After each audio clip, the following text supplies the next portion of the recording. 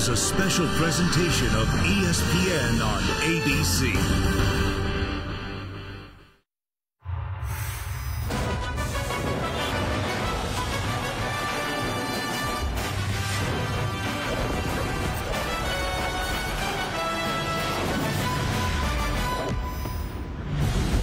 Perfect football weather in the Queen City of Charlotte to crown the kings of the ACC and punch a ticket to the college football playoff. Welcome to the 2017 Dr. Pepper ACC Football Championship game between the 7th-ranked Miami Hurricanes and the top-ranked Clemson Tigers, part of Dr. Pepper Championship Week. Now, the Clemson faithful believe that the brighter the lights, the bigger the stage, the better their Tigers will play. But fans of the resilient, hungry Hurricanes have traveled north in big numbers. Miami a step away from its first conference title in 14 years. And welcome, Chris Fowler and Kirk Herbstreit. We are so pleased that you've chosen to cap this championship Saturday right here with us. Already today, Kirk, we've seen Oklahoma rout TCU for the second time in a month. The Sooners an imposing performance to punch their ticket. Georgia rolled through Auburn. They'll jump into the top 4. Your takeaway from those first two games? First of all, Oklahoma, how good is that offense led by Baker Mayfield? And we wondered how Georgia and Auburn would be second time around, and the way they came out on a neutral field just dominated the football game. I really think there's a great chance these two teams could end up matching up out in Pasadena in the Rose Bowl. We'll see what happens. And for Clemson, the mission is clear. Win, top seed, head to the Superdome for their semifinal on New Year's night. Any doubt in your mind that if Miami wins, they don't jump from 7 into the playoff? It's just my opinion. It's very subjective. Everybody has an opinion. I think the winner of this game is in, whether it's Miami or Clemson, which means there's a lot at stake for both teams, not just the Tigers. Miami, a double-digit underdog. You can feel that energy on the field from them. Clemson, meanwhile, old hat these postseason games. Deshaun Watson, Kirk, we watched the last couple of years. He just took the Tigers' offense on his back and carried them. Look at those total touchdowns in the postseason. Now, Kelly Bryant doesn't have to match those numbers or bring the fire that Deshaun did. What does he have to do, though, tonight? Just beat Kelly Bryant. Remember in spring ball, that's what Dabo Swinney told him. Quit trying to beat Deshaun Watson. Beat Kelly Bryant. And Kelly Bryant fits into this offense. It's different. It's a lot more quarterback run. And they look at the numbers. When it's an advantage quarterback run, 8 here against 7, you're going to take it. And he's very effective. He'll have to do that tonight against his very athletic Miami defense. RPOs, run-pass option. He sees soft coverage. He's going to get the ball out to his receivers, especially Hunter Renfrow. Let them pick up 5 yards, 8 yards, or in this case, a huge play. And look for a little wrinkle. T. Higgins, usually an X, into the boundary. With his size at 6'4", they've moved him into the slot to get him the ball downfield a little bit more. And this is interesting. You look at Kelly Bryant. You compare what he did with Deshaun Watson. 89% of his passes are thrown to the perimeter, to the left and to the right. So if you're Manny Diaz, defensive coordinator from Miami, you got to come in with a very confident secondary and you say, hey guys, let's make him uncomfortable. Let's make him throw into the teeth of our defense. We can't give him these easy throws. We'll see if it works. Yeah, Canes' #1 defense in tackles for loss. They've won the turnover battle 9 games in a row. And that now famous turnover chain has been out 29 times this season. It's been fun to watch, and you and I had the Virginia Tech and the Notre Dame game. Could have been 2 of their best games. They played with such energy, and I really think tonight it's going to take that kind of effort, that kind of energy. You made a great point. On the field, you and I are fortunate enough to get down there before we came up, and you could just feel that passion and that chip on their shoulder. They've got to play like that for 60 minutes. And Jaquan Johnson, who's the leaderboard in the turnover chain, a takeaway in 6 games in a row, he is a big part of that. This Canes defense is so motivated because they know their offense is shorthanded tonight. Christopher Herndon, their fine tight end, he's a great blocker and pass catcher. He ripped up his knee against Pitt in their loss. And Amon Richards, their fastest wide receiver, ripped up his knee on the practice field. So it's going to have to be a creative play calling from Mark Richt. And Malik Rozier, the quarterback, coming off not such a great game. He needs to get off to a fast start. There is a terrific buzz here in Charlotte, the biggest ever for an ACC championship game. The Tigers and the Hurricanes coming up soon. The Nissan pregame rush with Kevin Nagandi, Mac Brown, and Booger McFarland is next after this message and a word from our ABC stations.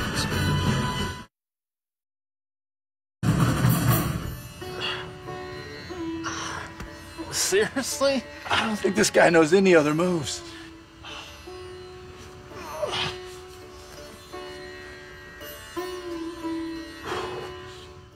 Welcome to the Nissan pregame rush. Nissan, premier partner of the Heisman Trophy. Hey there, welcome to the studio. Kevin Nagani, Mac Brown, and Booger McFarland. We started the day with 4 playoff spots open. Looked like we got half of them filled. Let's start with the SEC championship game, Georgia-Auburn, the rematch. And this time we saw the Dogs with the physicality, Booger. No doubt about it. They attacked the perimeter of the Auburn defense. Great block by number 6, Javon Williams there. And the Dogs are going hunting in the playoffs. DeAndre Swift, the freshman, with the touchdown score. Baker Mayfield dominant against TCU. Yeah, great balance with the Oklahoma offense today. Their defense played super, held them to 83 yards rushing. We'll see Baker in New York. Mayfield 5-0 versus TCU. Oklahoma wins the Big 12 championship, and UCF, they win the American. How about just a couple years ago, 0-12. They finished the season 12-0. Scott Frost will return to Nebraska as a head coach. Congrats to him and that program, of course, in the Knights. All right, as we get ready for Clemson, Miami, it feels like a play-in game. Everybody's talking about the play-in game here. Quick pick. I'm going to pick Clemson because I just think they got better players. Clemson, better team, best defense, most complete team in America when they're healthy. Which Miami team will show up? We'll find out. Thank you. Braxton Berrios, Miami's fine slot receiver, grew up here in North Carolina, but it's always been all about the U. A lifelong Miami fan, one of the top scholar athletes in America, must step up in a big way tonight for an offense that's been hit hard by injuries. Speaking of hitting hard, Clelin Ferrell and that Tigers defense wants to take a long night for Miami's O, part of a fearsome front four, a Tigers team that's compiled 40 sacks. The defending champs against the underdog Hurricanes. This has been the Nissan pregame rush. Kickoff from Charlotte is coming up next, but now a look inside Nissan's Heisman House. This is Dr. Pepper Championship Week. There are signature moments in everyone's life. They reveal who we really are and shape who we become. So tonight we ask, who are you? We see a leader who remodels, not rebuilds. A defensive hammer, a boom, a relentless battering of opponents' will. And we wonder, is this the start of a new dynasty or the end of a remarkable run? Tigers stretch the lead. We see evolution and something to believe in. The speed, the athleticism, and the customary swagger. And we wonder, are you the you? Or merely a reflection of the past? Resurgent, but not yet returned. Touchdown, Miami! Give that man the turnover chain. Canes in front! Tonight, show us who you are, or lose, and let others define you. This is the moment for a revelation. So, who are you? 53 degrees, a beautiful evening here in Charlotte. Tigers and the Hurricanes about to get it on. Maria Taylor's with the newly named ACC Coach of the Year, Mark Richt. All right, Coach, you've led your team to their first trip to an ACC championship, and now you're 60 minutes away from the title. What was the last message you wanted your team to hear before taking the field? Just play hard. Just, they got us here. We might as well win since we got here, We didn't come this far just to get this far. I know Clemson feels the same way. Thanks for your time, Coach. Now let's go over to Clemson sideline with Tom Rinaldi. Maria, thank you very much. Dabo, I know you take nothing for granted, but you got this team back in this championship. How do you best use that experience tonight? Well, I think both teams just have to use the experience we've had all year. We've both been in big games all year. Just we got to just take it one play at a time. It's championship football, but it's a blessing to be here. Really proud of this team. Enjoy it. I know you will. We will. Thank you. Chris? All right, Tom Dabo off his 100th victory at Clemson, one of the fastest in FBS history to get there.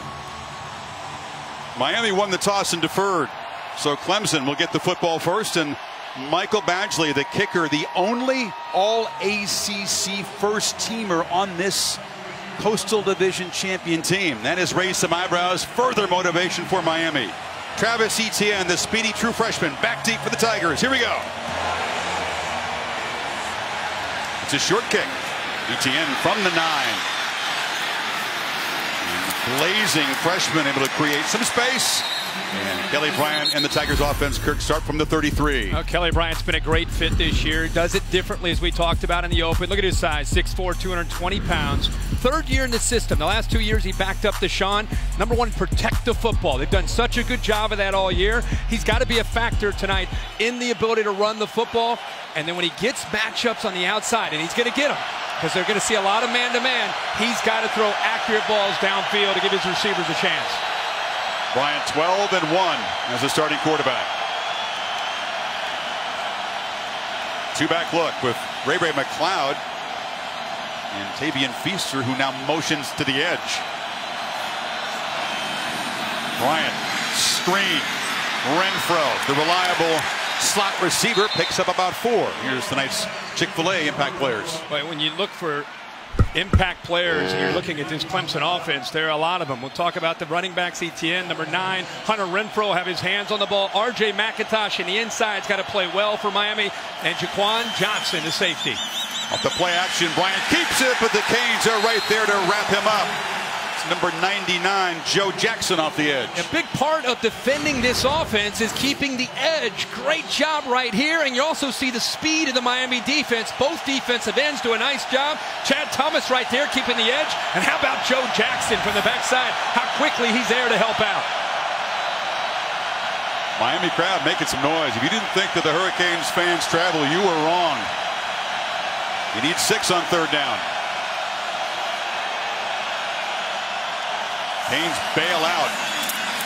Bryant has time and delivers a strike to Renfro. Such a clutch weapon on third down. Move the sticks to midfield. Yeah, they're going to go fast here after a first down. What an exceptional job by Kelly Bryant. First chance at third and medium. How's he going to do? Manny Diaz was convinced we've got to mix up the looks, try to confuse this quarterback.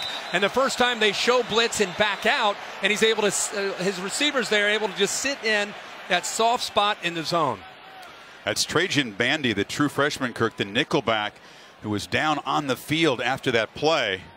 Here's the completion to Renfro. Renfro is just going to sit here. They showed a lot of pressure, and then they fall out of it. They'll twist here, but watch how he just sits down right there. It seems easy, but after all this preparation, easy throw. He actually, because of the rhythm, he gets the ball out before Hunter Renfro even comes out of that break, and get used to that. On third down, that's who he's going to look up. Hunter Renfro has been so effective all year for him. Looks like Bandy might have been hit by one of his teammates on the tackle of Renfro. He's the guy that had that electric pick-6 in the win over Notre Dame at home, and he's the guy that's called on often because of his skill set to cover the slot receiver. Absolutely. For a young player, he brings a lot of energy in when they go to that fifth defensive back. He's a guy that Clemson offered a scholarship to, and the Tigers were one of his 5 final schools, but he stayed at home in Miami. Looks like he's kind of testing that leg.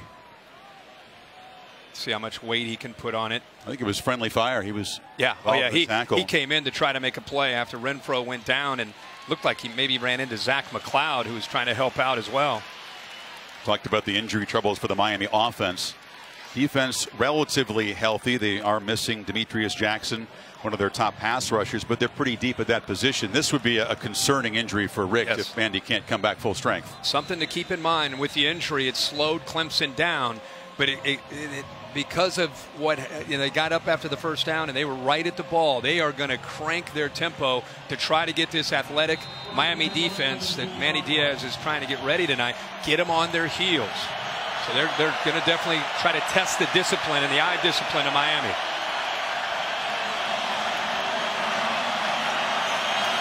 Jet sweep motion. Hand off to Ray McLeod, and he's shoved down after a 1-yard gain. Clemson so intent on getting to the perimeter with the run game. Yeah, that's their game. I mean, they stretch you horizontally and vertically, and then they mix in quarterback run, and of course with their talented backs and Feaster and ETN. It gives you a lot to deal with the way this offense takes advantage of the entire field. Saw Jeff Scott, co-offensive coordinator with Tony Elliott.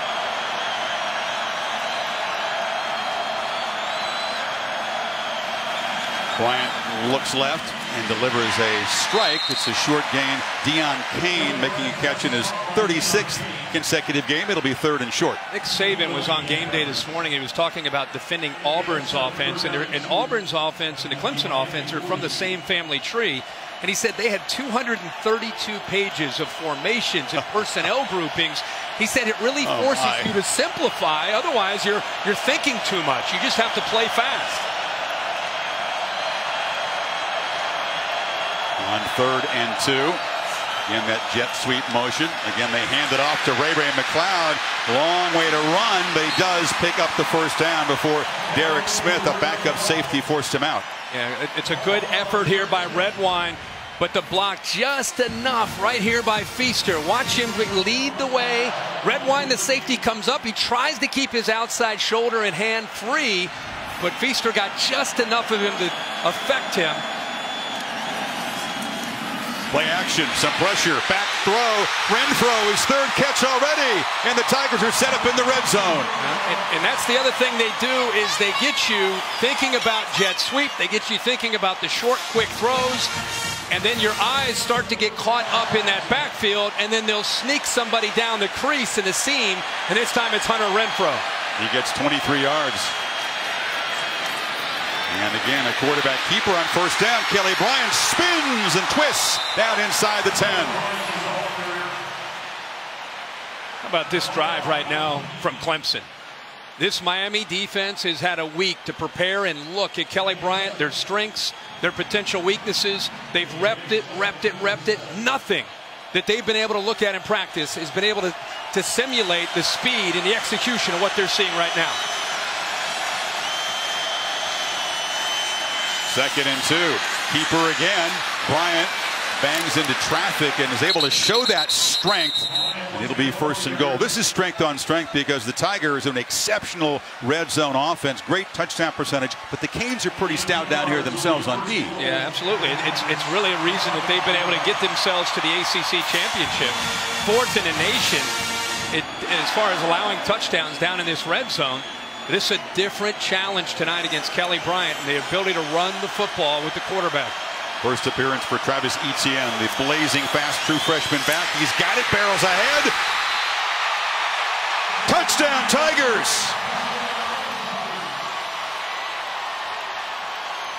Beautiful execution on the opening drive. 68 yards, and the champs on top quickly.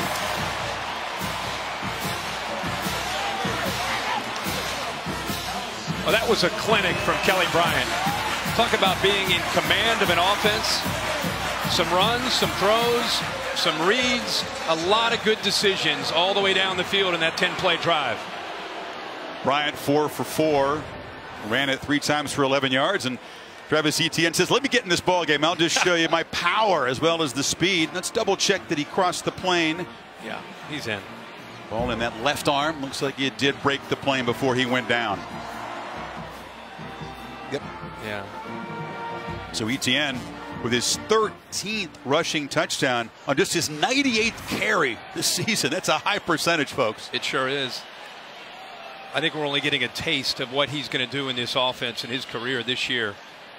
They're so fortunate to have Tavian Feaster, Etienne, C.J. Fuller, and Adam Choice, the veterans in that backfield. Look at him. He's like, I'm playing in an NFL stadium, man. This is great. After review, the ruling of a touchdown stands.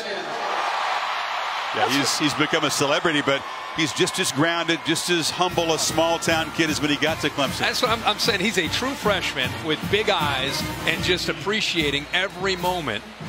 It's rare to see 4 backs on one team and all push each other, but they're all unselfish, and it's a good chemistry within that group.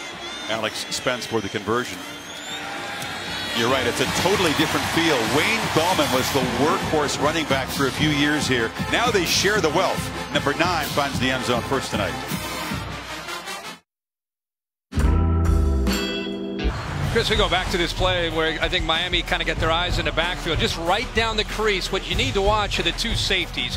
When they play action fake, you see the safeties kind of peek into the backfield. Right there, they kind of freeze, and that allows him to get behind, in between the 2 safeties in the back end, and that's something Miami's got to be careful of today. getting caught up looking at the quarterback and looking at the running backs and all the eye candy that they give you. And Clemson, typical efficiency in the red zone. So Alex Spence to kick it away. Typically his kickoffs don't reach the end zone. Could be a chance for Jeff Thomas, the true freshman receiver and returner for Miami. And he'll take it at the 3. Thomas loses the ball, but it goes out of bounds. And now here comes Malik Rozier coming off that very tough game in the loss at Pittsburgh. Yeah, I think it's important that Malik Rozier start fast. He's got to reestablish his confidence, which the coaches said he's had a great week coming off of a rough game where he was benched. Then I think he's got to create with his feet. It's got to be part of being able to scramble and being able to get away from people. And I think the most important thing that you and I saw in the Notre Dame and Virginia Tech game is he made quick decisions. He's got to be decisive tonight, whether he's running or throwing.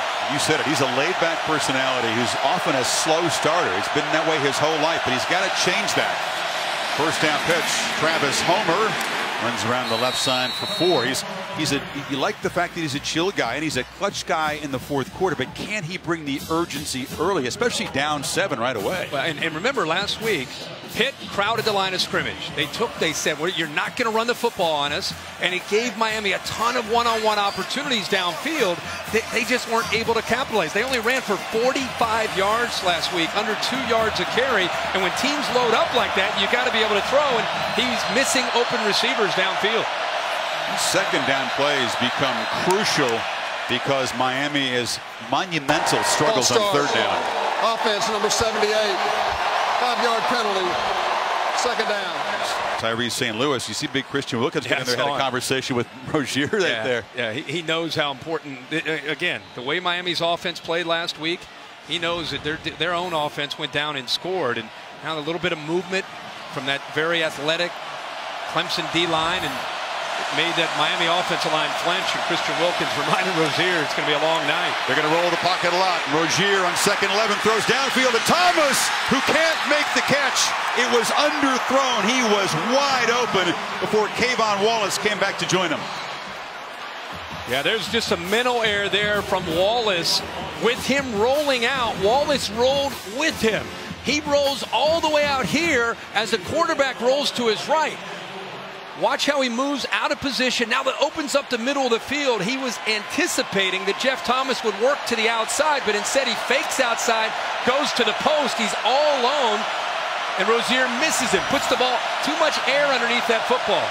Remember that missed opportunity. Miami depends on those big chunk plays. And now on 3rd and 11, Rozier is a fine runner, steps up and kind of weaves his way right near the marker. The spot's going to be important. Christian Wilkins stopped him. Are they going to give him first in? No, they're going to move it back, and it's 4th down. Well, that was an example of being decisive, getting out of there right away. And even though it was 3rd and long, he felt that he could pick it up by going out, and he came very close. At that time, makes a good decision. Comes up just a little bit short. Cannot have mistakes like the false start penalty against the defense this good. Wow. Zach Fiegels coming off a rough game at Pittsburgh. He had some shanks that were important in that loss. He must play big tonight, the true freshman punter. Now another flag before the snap. Prior to the snap, false start. Offense number 33. 5-yard penalty. 4th down. Fiegels, whose dad Jeff was an NFL punter for 22 years, continued to struggle a bit in warm-ups.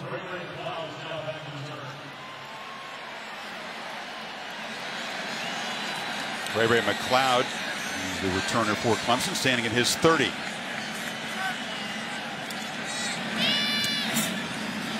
Not a great punt. McLeod stumbled. He's trying to make the fair catch. Ball on the ground.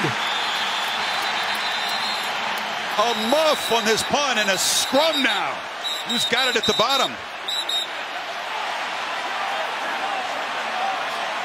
Trent Harris, the defensive end, number 33. Comes away with it. Break out the turnover chain already. There is a flag down, however. We'll check the flag. The ball was recovered by the kicking team. During the kick, holding number 30 receiving team. That penalty will be declined. The Kicking team will keep the ball. First down. It was a short punt. McLeod came up and tried to make a fair catch on the dive, but didn't handle it cleanly. Yeah, the ball comes out. Miami capitalizes.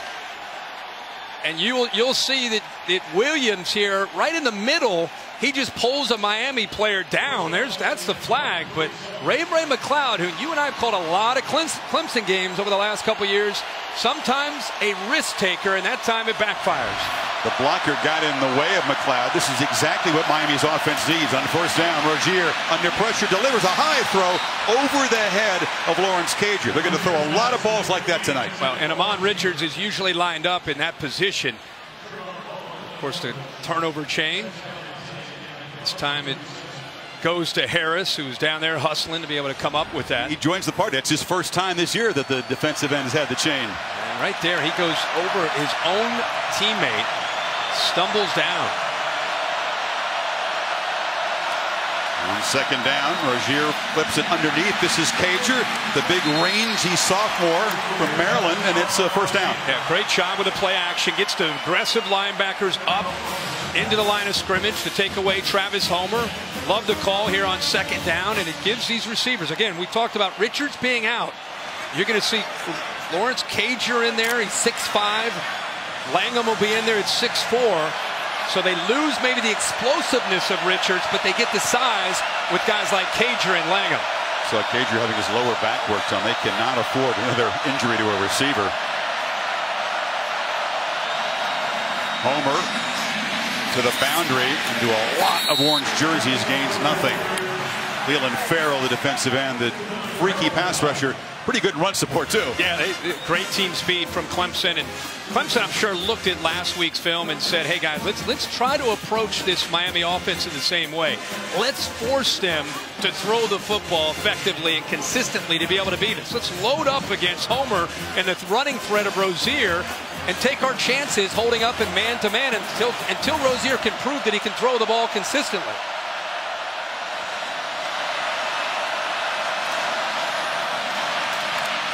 There's a run up the middle, just trying to make it third and more manageable. Without Chris Herndon, the tight end who's such a great blocker and has 40 catches, Michael Irvin II, Michael Irvin's son, number 87, has got to step up and play huge tonight.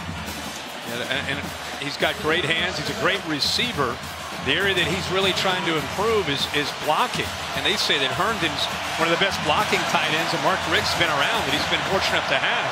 On third down, you get the feeling Herndon would be in there, but Irvin is out. A 4-receiver set.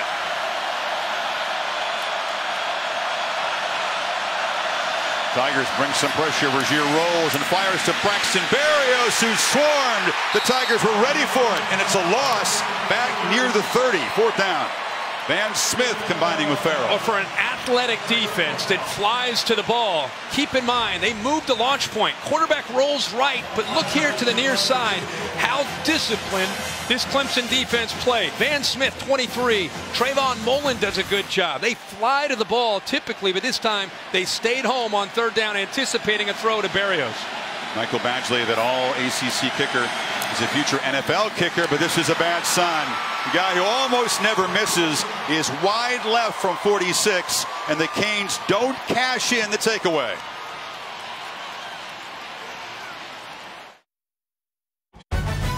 The 2017 Dr. Pepper ACC Football Championship game on ABC is brought to you by Dr. Pepper, the one fans crave.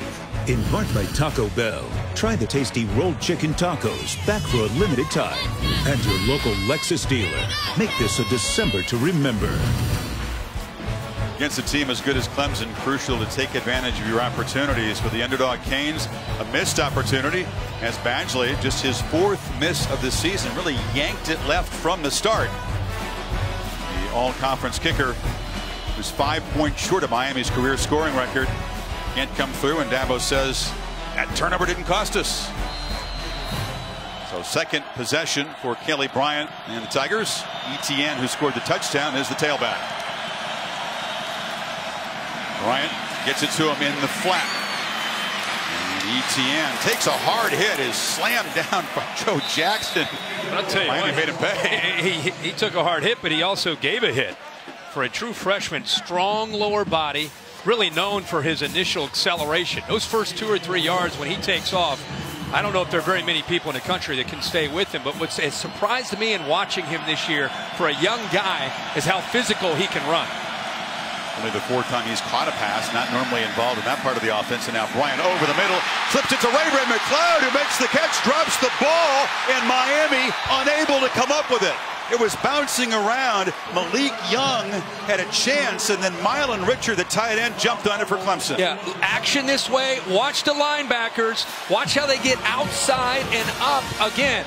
They go fast. They get a little bit of deception, and the safeties and the linebackers are caught with their eyes in the backfield. Makes it very, very easy for Kelly Bryant when the Miami defense is out of position.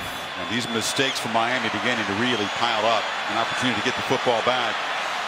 And Young couldn't come up with it. So now 1st down. Etienne slips a tackle in the backfield and fights hard to get back to the line of scrimmage. Michael Pinckney, the linebacker, fast, not big, but terrific player. Part of what I think we're watching right now is just the big game experience, ACC championship experience. Clemson has been there and done that as a program. They played in so many big games over the last 4 or 5 years. And right now, just the shock of how big of this game this is right now is, I think, favoring the Clemson Tigers. It's a great point. Etienne shows that lower body power you talked about, gets down to the 20.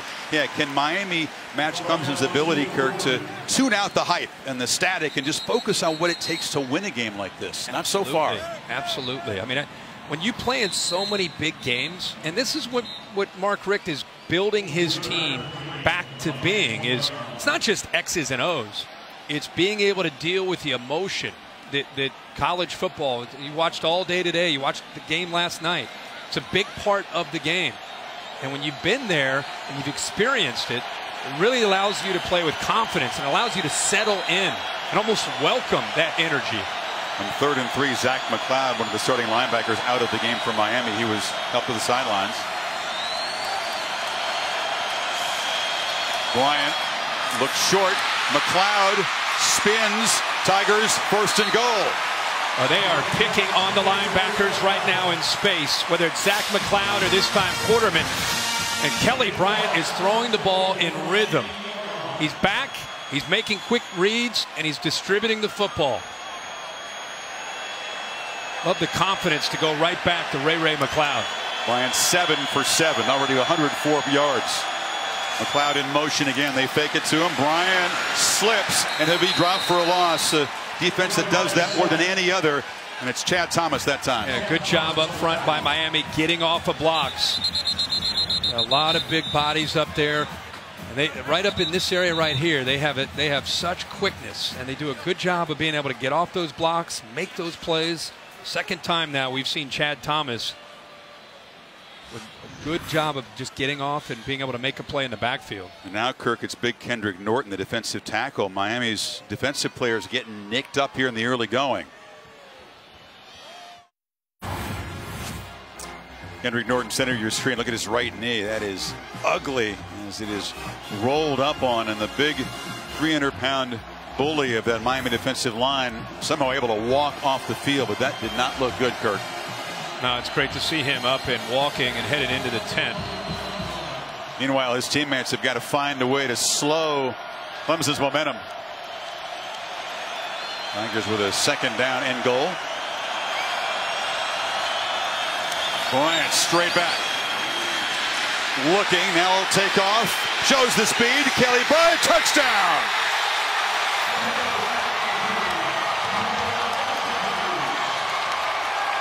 Two possessions, 2 scores for the champs.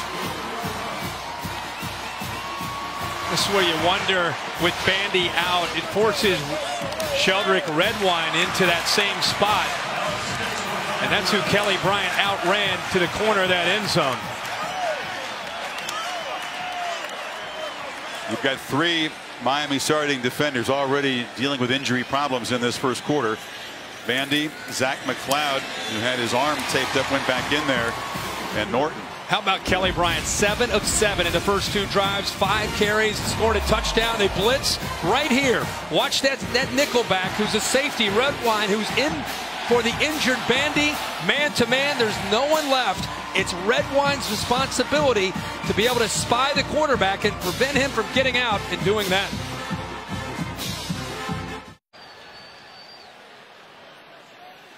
That was the touchdown chain, air chain given to Kelly Bryant. After that, the turnover chain should have really come out for the second time on that drive, and he just knew that when Malik Young couldn't come up with that fumble, that was going to be critical. Yep. For this underdog defense, which is suddenly shorthanded. Spence, it's a low boot, and Jeff Thomas will be driven back in the end zone. It's a good kickoff. We'll check in with Cassidy Hubbard in the studio. Thanks, Chris. AT&T Field Pass, Big Ten championship game. Ohio State and undefeated Wisconsin. JT Barrett looks to be okay. Airs it out to Terry McLaurin, who does the rest. An 84-yard TD connection. Buckeyes up 7-0. Chris, Herbie, back to you. All right, Cassidy, I know you'll keep us posted. Clemson looking very much like they are deserving of the playoff committee's top seed coming into this final weekend of games. Miami, knowing that they needed to make some things happen and seize their opportunities, unable to do so in the early going. It's been an offense that has struggled to reach the end zone in the first quarter. Only 4 first quarter touchdowns all year, Kirk. Only 1 in the last 8 games. DJ Dallas is the tailback now. Tigers shuffle around before the snap, and Rozier gets it out quickly to Berrios, and the North Carolina native, he comes from the Raleigh area, makes the play. Brent Venables, a very aggressive defensive coordinator. One of the things we're seeing here in the first few drives by Miami is a lot of pre-snap movement, trying to confuse not just the quarterback, but also affect the timing of that offensive line. We've seen a couple false starts. I'm sure it's affecting the communication. Those offensive linemen are yelling different calls, and as that defensive line is bouncing around, it's impacting what they're trying to do up front. Rozier, pocket collapses, and the quarterback sacked. Christian Wilkins got there in a hurry. Clemson's 41st sack of the season. Watch Christian Wilkins, who's one of the most talented players in the country. He uses power and quickness, and when you put him in the middle against offensive guards, it's a mismatch. Donaldson's a true freshman. It's 6'6", 350 pounds. He's going up against a mastermind. One of the best players, not just physically, but as a 3-year starter, a guy that knows all the tricks. That time, he made Donaldson look like a true freshman. Nothing but future NFL players in that front four for Clemson. 3rd and 10. And this is where he'll really dial up the pressure. And they bring it. Rozier gets it away. High throw. Berrios could not come down with it. Surrounded by 3 Tiger defenders, including Isaiah Simmons. I'll tell you, that's a heck of an effort here to be able to get this ball off, because Brent Venables, again, he's showing pressure here, here, and here, but this safety actually drops off and makes the play. Look at Simmons get back 11. He gets back, not quite into the throwing lane, but gets over and knocked the ball away from Braxton Berrios. Heck of a play by the young freshman. Simmons 6'3", those long arms, a disruptive freak in that secondary. And now on the run, Fiegels gets off a terrible punt. Bounces backwards. We talked about the struggles of this true freshman. The last thing Miami needed was that, as the Tigers will take over at the 41 after a 16-yarder. Yeah, I see Manny Diaz out there trying to fire his team up, and this is the thing when you're taking on great teams like Clemson. They don't let up. They don't feel sorry for you. In fact, if anything, they put their foot on the accelerator. Let's go down to Maria Taylor. Yeah, Chris, I heard Manny Diaz as well. He was telling his team, this is a game of momentum. We can easily get it back, but you guys have to calm down. Trying to really get his team on the same page right now on the sidelines. You talked about, Kirk, that big game experience for the guys in orange.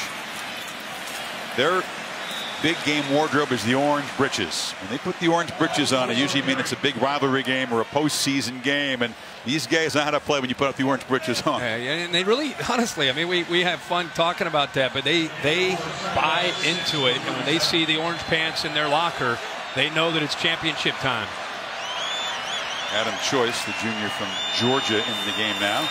They flip the ball in motion to Amari Rogers, and the true freshman receiver scoots out for a gain that'll put him near the marker. He'll be just short. Third down. Nice block to get the edge there. Cannon Smith, the tight end. Also the receiver downfield, DeAndre Overton. Unselfish group. They're not really one of these teams they don't get caught up in who's scoring or who's getting the attention. They just go out and execute. Miami gets Clemson to a third down here. Two tight ends to the right. Choice. Now the tight ends motion over to the left. Clemson 3 for 3 and third down so far tonight.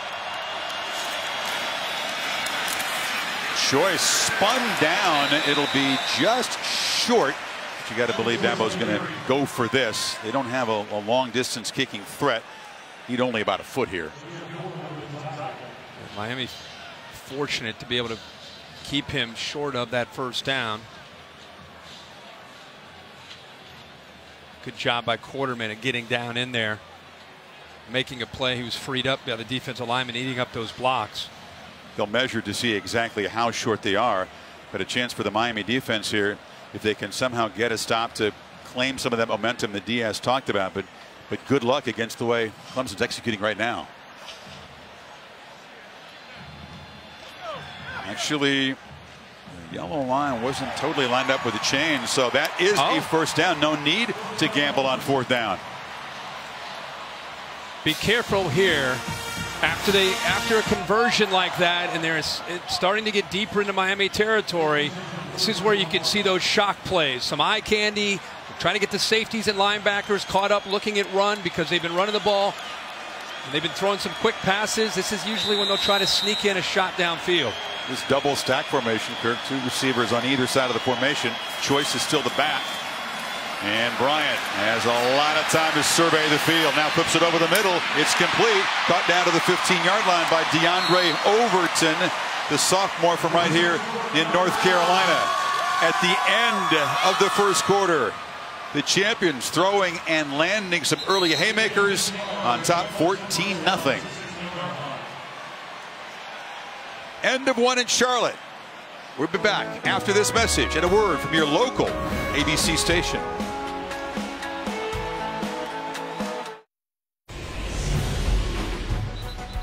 Tigers up 14-0, beginning of the second quarter. The Dr. Pepper ACC Football Championship game here on ABC. Taco Bell, proud partner of the College Football Playoff. We're always on the lookout for Taco Bell student sections and passionate fans like these at games all season long. Almost an identical shade of orange between these two fan bases. It's very hard to tell it apart. You get some Miami green mixed in there, but it's the Clemson fans enjoying themselves as the Tigers are threatening their first down as we begin the second quarter.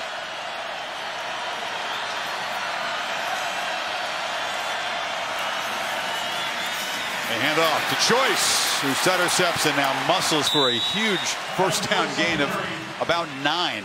You get so caught up in so many different weapons that Bryant has. Sometimes you forget to appreciate the offensive line. That time Taylor Hearn, nice job leading around. And there's another back that's getting his opportunity now in Choice. You're right, very underrated offensive line. And behind that O-line, Choice barrels ahead and creates a first and goal down at the 1. You know, Bradley Chubb, the defined defensive player of the year in this league, he told me by far Clemson the best O-line that he faced. And he's an authority on that. Yeah, no doubt. And you and I called the national championship last year, and a lot of people made a big deal after the game about Clemson wearing down Alabama. Big part of that is they rotate so many people, they stay fresh. On first and goal, Choice hammered and met behind the line. That was a nice play. And get back to the line of scrimmage there. Chad Thomas met him. Chad Thomas and big Kendrick Norton after that looked like a really serious he's entry. Back in the he's game? Back out there. In fact, he's the one who made that initial hit right there and almost looked like he may have had a chance to try to knock that ball loose. It was such a big hit. That's showing a lot of guts, playing really hard. A lot of flexibility in the knee, too. Choice shifts to the left, second and goal. Canes crowd the center of the line. Choice met right there and will be dropped again short of the goal line by Shaq Quarterman and Zach McLeod, two linebackers. Yeah, the two linebackers do a good job. Joe Jackson's in there as well. Point of attack right there. That nice block by the tight end. But you see both linebackers submerge. They do a good job of keeping him just short of that end zone. I thought Kelly Bryant might pull that, and he could have walked into the end zone. Joyce not as fast as his backfield mate. Very solid, and he's the strongest short yardage back in this group. He's still in there, along with a couple of tight ends. Dabo full sprint mode all the way to the goal line to get that timeout in. It wasn't because the play clock was running out. He just saw something he didn't like in that formation. He knows the importance. You punch it in here, get it to 21-0. A long climb back for the Hurricanes. Take a break. Tom Rinaldi, welcome back to the ACC Championship. We talk about twitch and explosive speed. There's Dabo Swinney. He started from outside the 35-yard line on a full sprint to get that timeout. Kirk, we talk often about the importance of speed off the line. Dabo just showed it. Let's see what he's cooked up in the timeout on 3rd and goal. Joyce scores standing up, and the Tigers are pouring it on in Charlotte.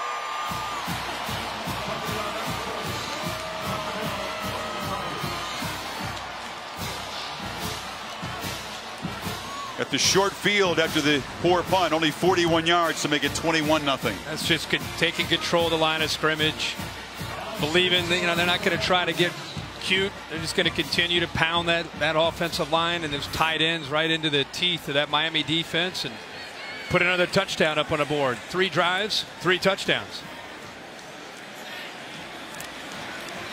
And total yards in this championship game, Clemson 180, Miami 22.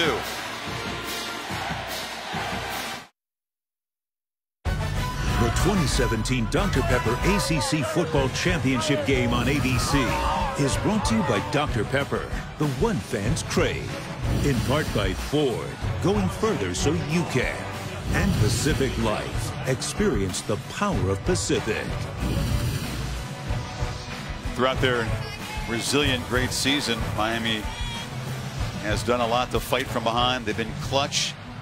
They battled back, but they have not been down 21 before, much less to the likes of Clemson. You can see the adding of the 21 onto the 58-0 most recent meeting between these two teams, the rock bottom low point in Hurricane football history, 2015 season, after which Al Golden was fired.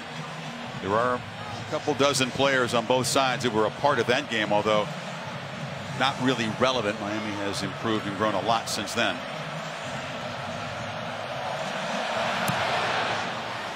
Jeff Thomas has sparked the Canes from the goal line.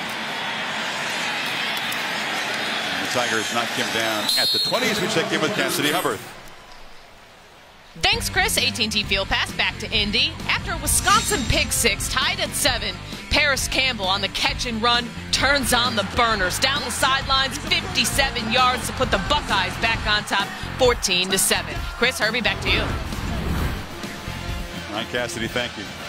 All right, meanwhile, here in Charlotte, Kirk, Malik Corgier, you don't have your top tight end. You don't have your fastest wide receiver. You're down by 3 touchdowns.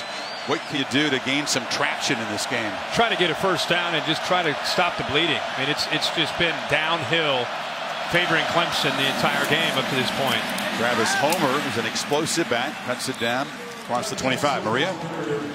Well, Chris, we've watched Malik Rozier play throughout the season, and before the Notre Dame game, his father had a stroke on November 6th and ended up in the hospital for an entire week. Now, he has had successful surgery to repair a hole in his heart, and he's since returned to work. But Malik has been dealing with this the entire time as he's played throughout the end of the regular season. He said it's affected his focus some. Now that his dad is back at work, he feels better about it, and he has 85% of his strength back on his left side. Yeah, that's great news. Yeah, he did say finally this week he had some peace of mind. It was difficult before the Pittsburgh week with his dad going through surgery. I can only imagine. Homer knocked down a yard short. You talk about getting a first down. This becomes a very important play for an offense that struggles even on 3rd and short. One of the worst teams in the country converting on 3rd and short. Rozier able to sneak it, and they do move the sticks. So they do have that first down, but in the passing game, which they knew they were going to have to find find ways to make plays without Herndon and Richards. I think going back to your question, I think you got to stick to your game plan, which means some quarterback run. You got to find matchups that you like with the big, tall tight ends.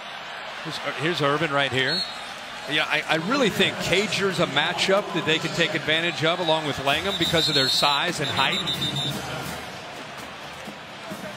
Both those receivers, one of them 6'5", the other 6'4". Oh my goodness, Langham now down. He's the guy that made that heroic catch to beat Florida State.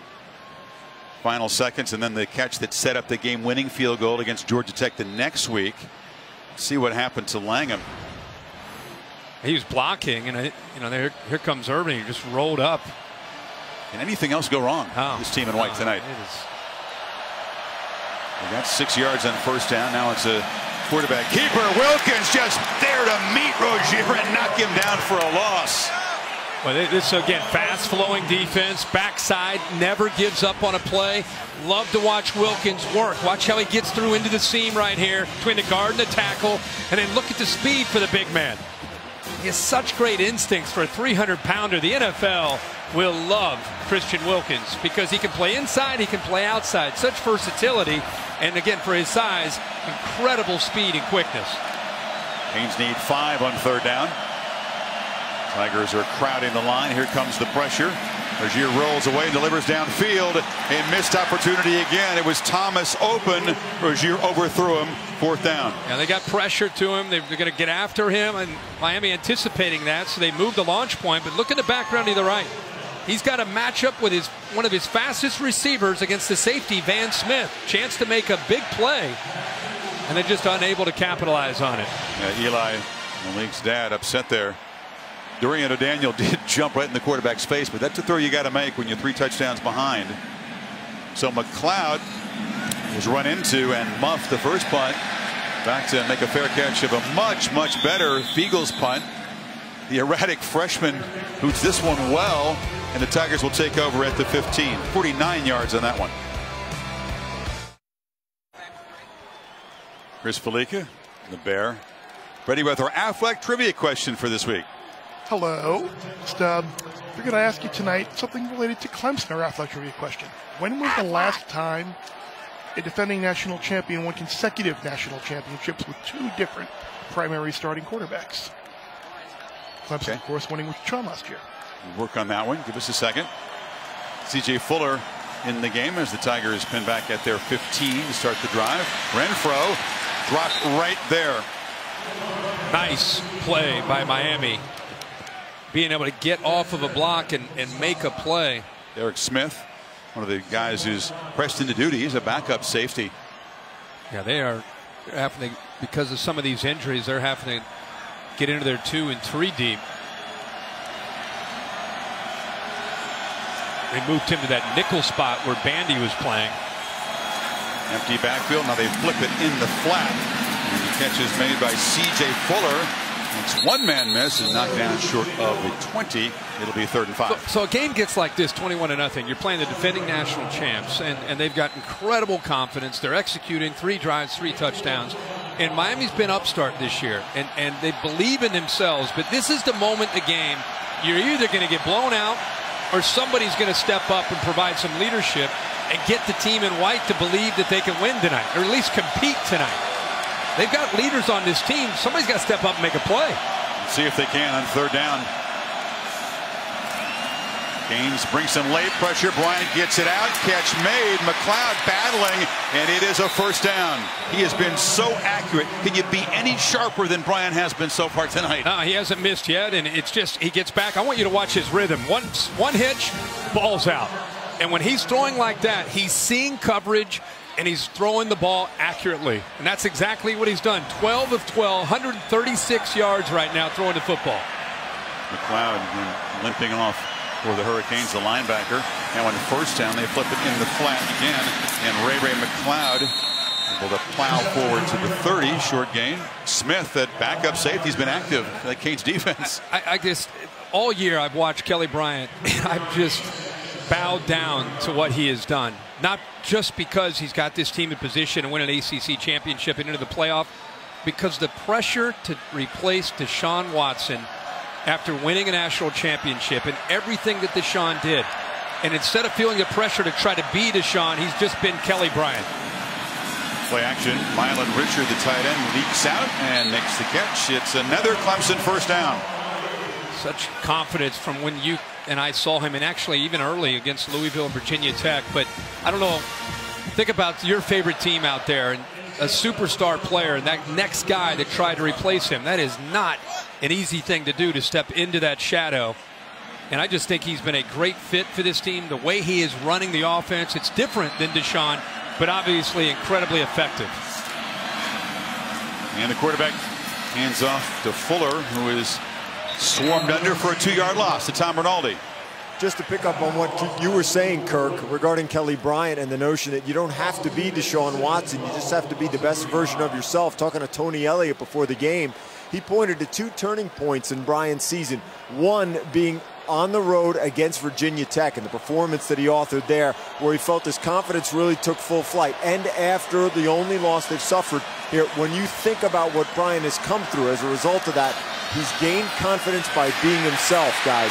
He's pressured flush and will be run out of bounds for a sack by Michael Pinckney. He is so chilled. I asked him, do you think you're going to be more emotional, more fiery? Because Deshaun Watson used to do that. And he's, no, I'm going to do exactly what I always do. And he's been so calm and collected, and it works for him, clearly. And again, I love this story from Dabo Swinney, because in spring ball, he maybe felt a little bit of that. And Dabo kind of put his arm around him and told him, hey, just be the best Kelly Bryant that you can be. Don't worry about trying to be Deshaun Watson, which I thought was great advice early before they even got to camp in August.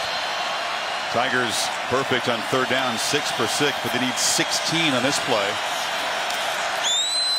Bryant has lots of time, but now chooses to escape. Looks downfield to McLeod, who makes a catch along the sidelines. It's another first down near midfield, and he's still perfect. Manny Diaz decides to just rush 4, sit back with 7, and have an opportunity to make Kelly Bryant have to read the coverage. And you just talked about how chill he is. Patience. Works eventually to find Ray McLeod, and a good effort by Ray to get his feet down for the first down. Needed 16, got 18. Remember, the ball touched the ground out of Bryant's hand. He's 14 for 14. Sometimes they take shots down here to Deon Cain after a big conversion on 3rd down. Work the sidelines. It's over the head of Cain, who was bracketed. Bryant was knocked down, and finally his first incompletion. Talking to the Clemson coaches this week, and that's what he wanted to do. He wanted to try to go into the boundary to Deon Cain. Although it's impressive to hear that Jeff Scott and Tony Elliott saying that this group of corners are probably the best that we've had to deal with since we played in the national championship against Alabama. Not just the athletic ability, but the technique. He said they're outside leverage, meaning it's hard to get around them and get to the corner to be able to make big plays downfield. Bryant off the hands of that freshman T. Higgins on a bubble screen. What's going on? Back-to-back incompletions for this Tiger offense, Kirk. It's unraveling here. Yeah, that was a drop there. So put an asterisk next to that one for Kelly Bryant. Your point's a good one about Miami's DBs, but as you point out, they're picking on the linebackers. Yeah, underneath. They have in the nickelbacks and the safeties. And they get him to 3rd down and long again. Last time they rushed 4, dropped 7, tried to make him read coverage, and he did. Let's see if they come after him this time to mix it up. There's Renfro in motion, who they usually go to on 3rd down. Here they come. Pressure up the middle. Bryant chased. A desperation heave into the bench. So that time Diaz, typical aggression, and it works. Yes, exactly right. This time they decided to bring all the pressure from the middle. When you bring the pressure from the middle, right here, you got to make sure you keep contained, which is what they did, because Kelly Bryant instinctively, he's going to try to get outside. They see Trent Harris, 33, working to the outside, to not let him get outside. And because of that, Bryant sensed it, and all he could do was throw the football away. Amari Carter, one of those talented young DBs, a true freshman, he came hard on the Brits there, and finally Miami is able to stop this Clemson offense. First punt for Will Spires. Berrios standing in his 10.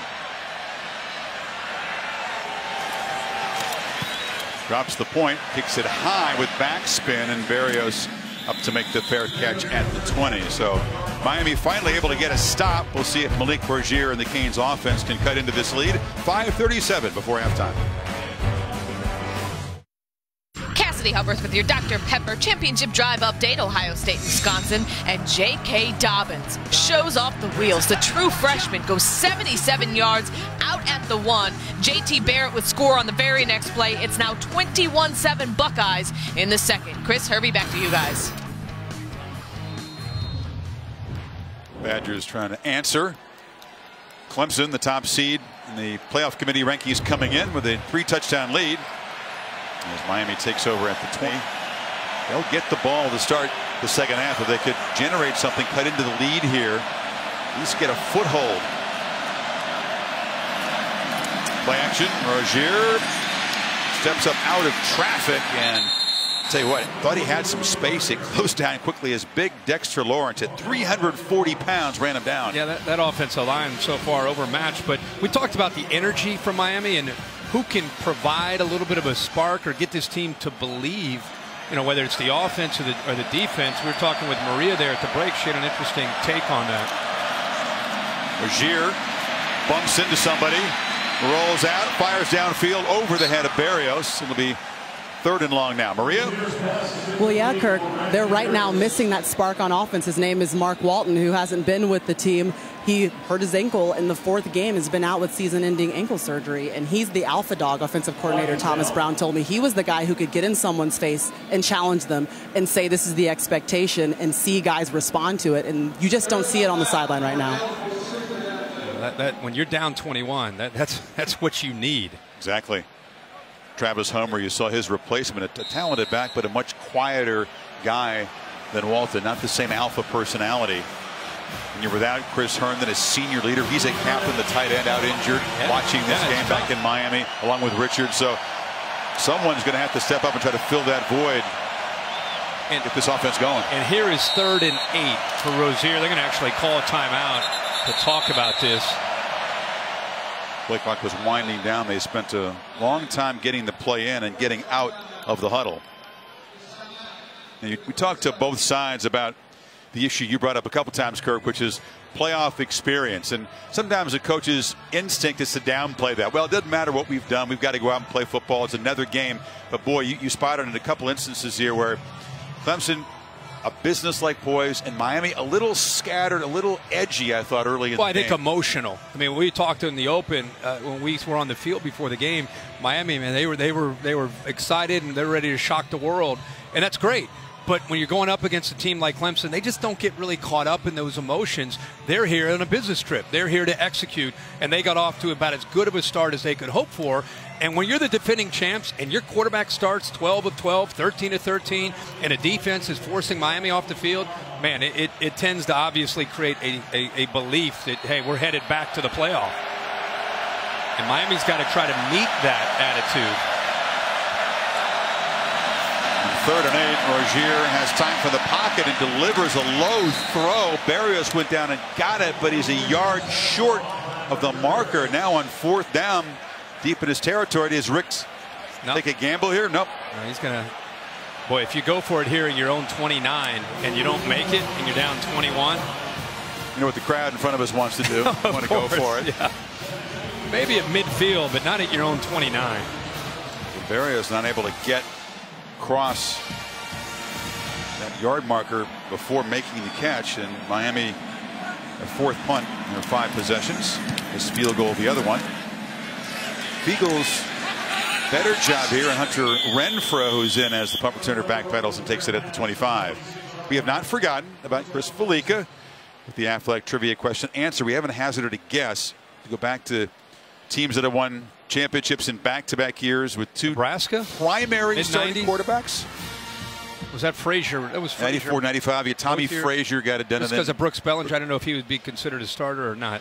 Well, the answer to the athletic trivia question, I thought you were going to go Nebraska 94, 95. Frazier did start both of those games. Oh, okay. You got to go back to Alabama, 78, 79. Jeff Rutledge and Stedman Shealy. Wow. Kelly Bryant obviously looking like he's getting close to getting another shot at that this year.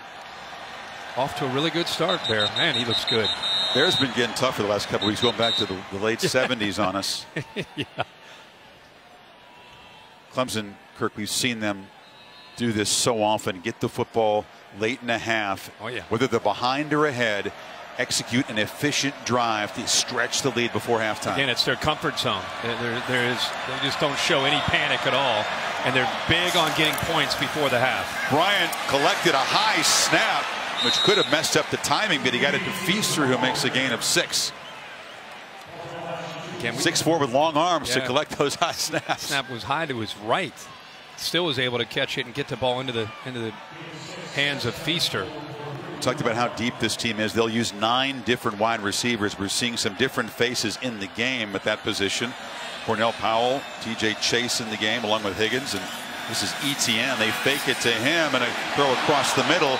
Higgins unable to get there, kind of broke it off, defended by Young. Well, if you look at Jaquan Johnson, his safety, he came down and he actually got into the throwing lane. Watch him kind of work down, and Kelly Bryant tried to negotiate him and work with him, but you can see he's right where he wanted to throw the ball. Then I think he started to feel pressure and he had to get rid of it. So Johnson, good job of getting right where he needed to be to affect Bryant and his receiver Higgins. Can Miami get the football back? Clemson needing 4. And Bryant has missed on his last 4 attempts. Pressure again, delivers incomplete. It was a high throw. Once again, there was a rush in his face. TJ Chase, the intended receiver. And Chad Thomas on a little stunt up front. Looks like he might have to be looked at by the trainers, but he moved from out here into the inside, and that's what ultimately affected the timing and made Bryant have to get rid of that ball. But pretty good coverage again by Jaquan Johnson. Talking about who's going to get this team back into it. Johnson's been the leader. They call him the eraser because if there's ever a problem, he comes in and just cleans it up. He's had a takeaway in 6 consecutive games, but he's been quiet tonight so far. They've avoided him. Thomas, by the way, he's the 4th different Miami defender to be looked at by the trainers in this first half. And the reason that's a big stop, not only, hey, you get Clemson's offense off the field, you got 3:44 to go, you got 2 timeouts. Don't forget Miami does get the ball to start the second half. So this is a drive and an opportunity for Miami. If they are able to get points on this drive, and then you get the ball to start the second half, then that's how you start to kind of climb your way back into the game. Thomas favoring the left leg as he walks off. He's been active tonight. He's had 5 tackles already, a couple of them behind the line and a sack. So they need big number 9 to grit his teeth and get back in there. Spires to punt. Barrios on his 27. And delayed rugby punt. It's a low boot. Very tough to return this, and that just hits and stops and rolls dead at the 39. Pretty good field position. Yeah. Canes will take that after what they've faced tonight. Well, tomorrow, the exclusive reveal of the final college football playoff rankings, which 4 are in the bracket.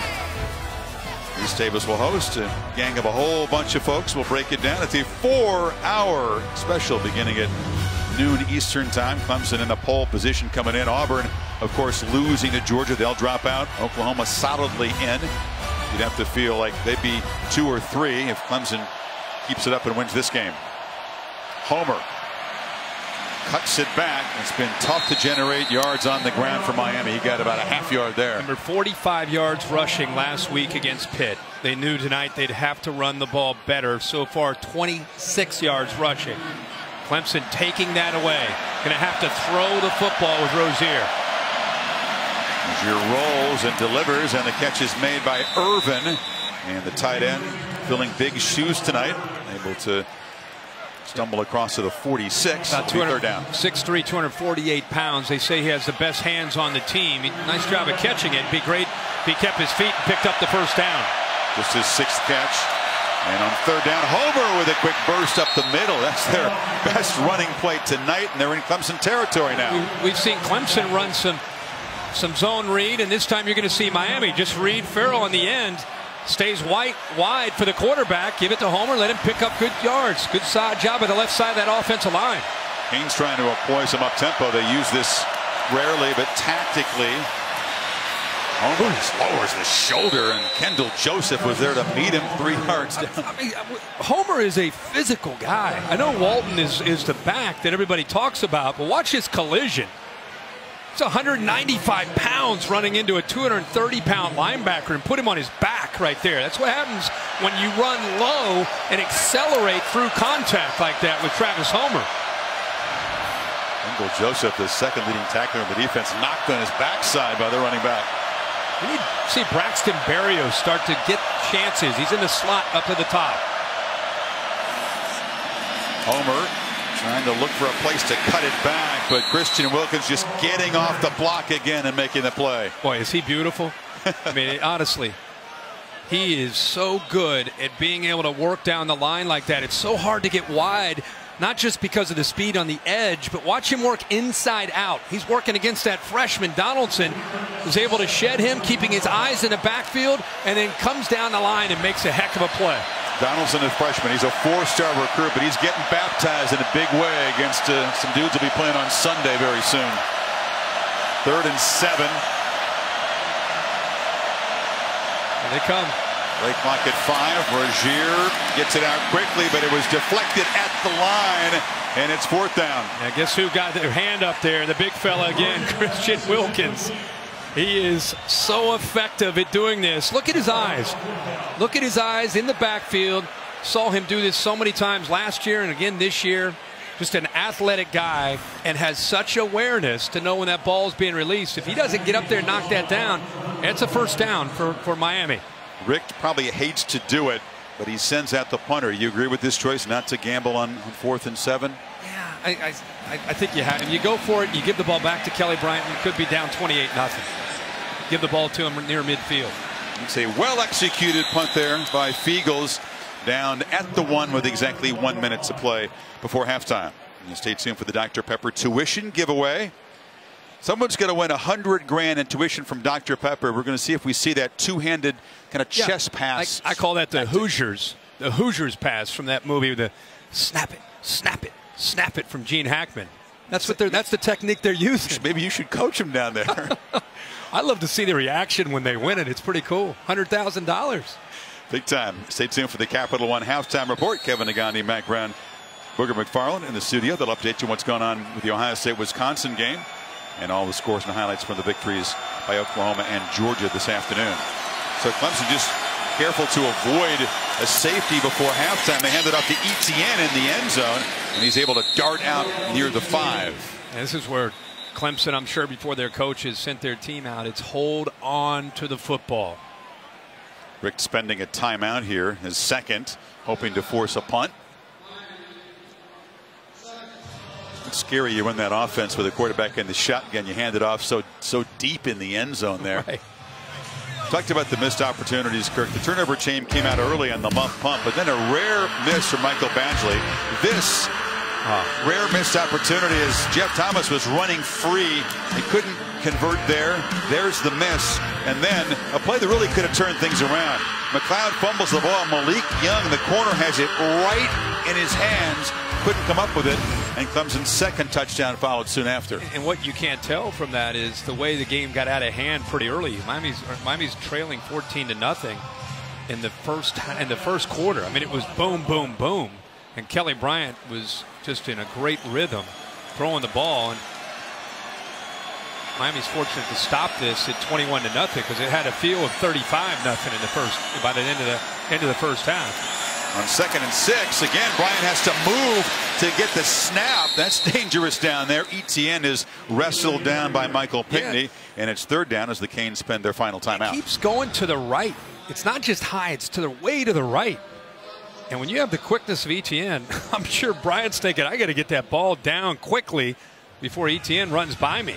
Justin Falcinelli is the center, and from the Progressive Pylon cam, you could see the traffic down in there. He had a few errant snaps this season, but pretty reliable, and big fella got to be careful down there.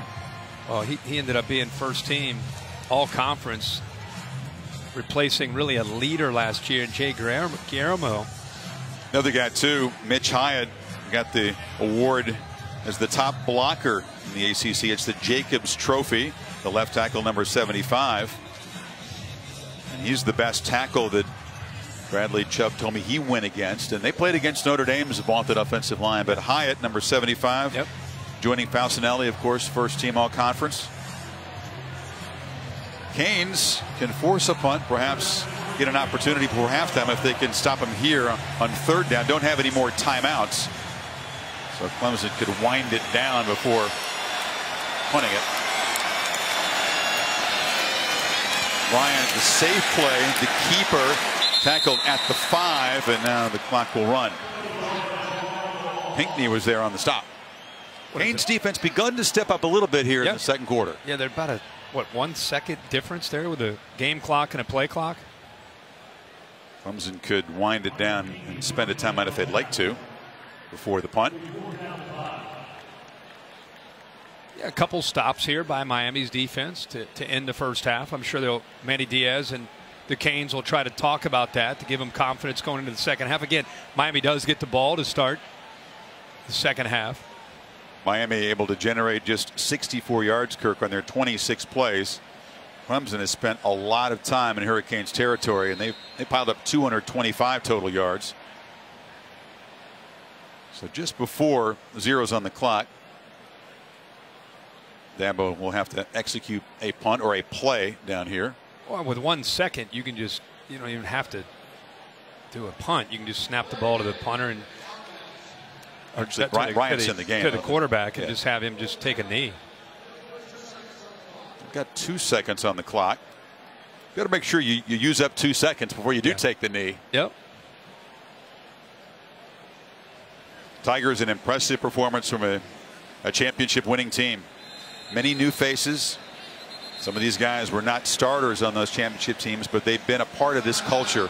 And this head coach knows how to push every button and get his team ready for this time of the football season.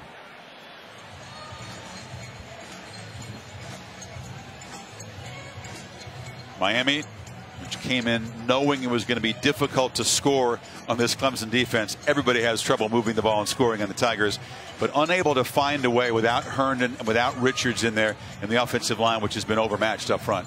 That's the thing that's so hard is you get down to a team like Clemson and you're thinking, okay, let's circle the wagons here a little bit, and you don't have Herndon and you don't have Richards, and it makes it really hard, not to mention some of the injuries that they've sustained tonight. But give them credit. I mean, 21-0, it doesn't sound good, but it's not insurmountable. They can still come back and try to, if you score a touchdown, it can really kind of change the complexion of how you approach the game and what you think you could do.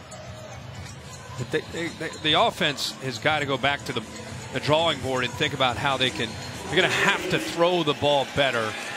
The running game is just not going to be there tonight. Bryant's just got to get the ball to Etienne and just get out of the end zone as the final 2 seconds tick down. Well, the Tigers came out, scored in their first 3 possessions. Did not find the end zone after that, but Kelly Bryant, who began the half 15 for 15, has run for a touchdown as well. And let's hear from Mike Rick with Maria. All right, Coach, you've seen Clemson's initial punch. What's the key to generating a spark coming out of the locker room? Well, obviously not a good start. It's 21 points. That's not insurmountable. The good news, we've got another 30 minutes to play, and we'll get after it. What's the key to generating a rhythm offensively in the second half? Just block good, run good, throw and catch. That's all it is. All right, thanks. Chris? Well, Mark Rick used the same phrase you did, Kirk. Not insurmountable, but all you got to do is block, throw, catch, run. They haven't been able to do much of that so far in the first half against this tough Tigers defense. Get Dabo Swinney's thoughts on the first half with Tom Rinaldi, who's working his way toward the Clemson head coach, and now is ready. Tom?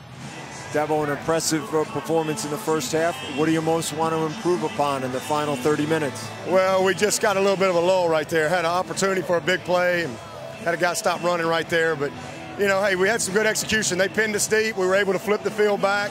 Defense is playing good. You know, that's a heck of a half. You know, never in a million years would I think we'd be up 21-0 at the half.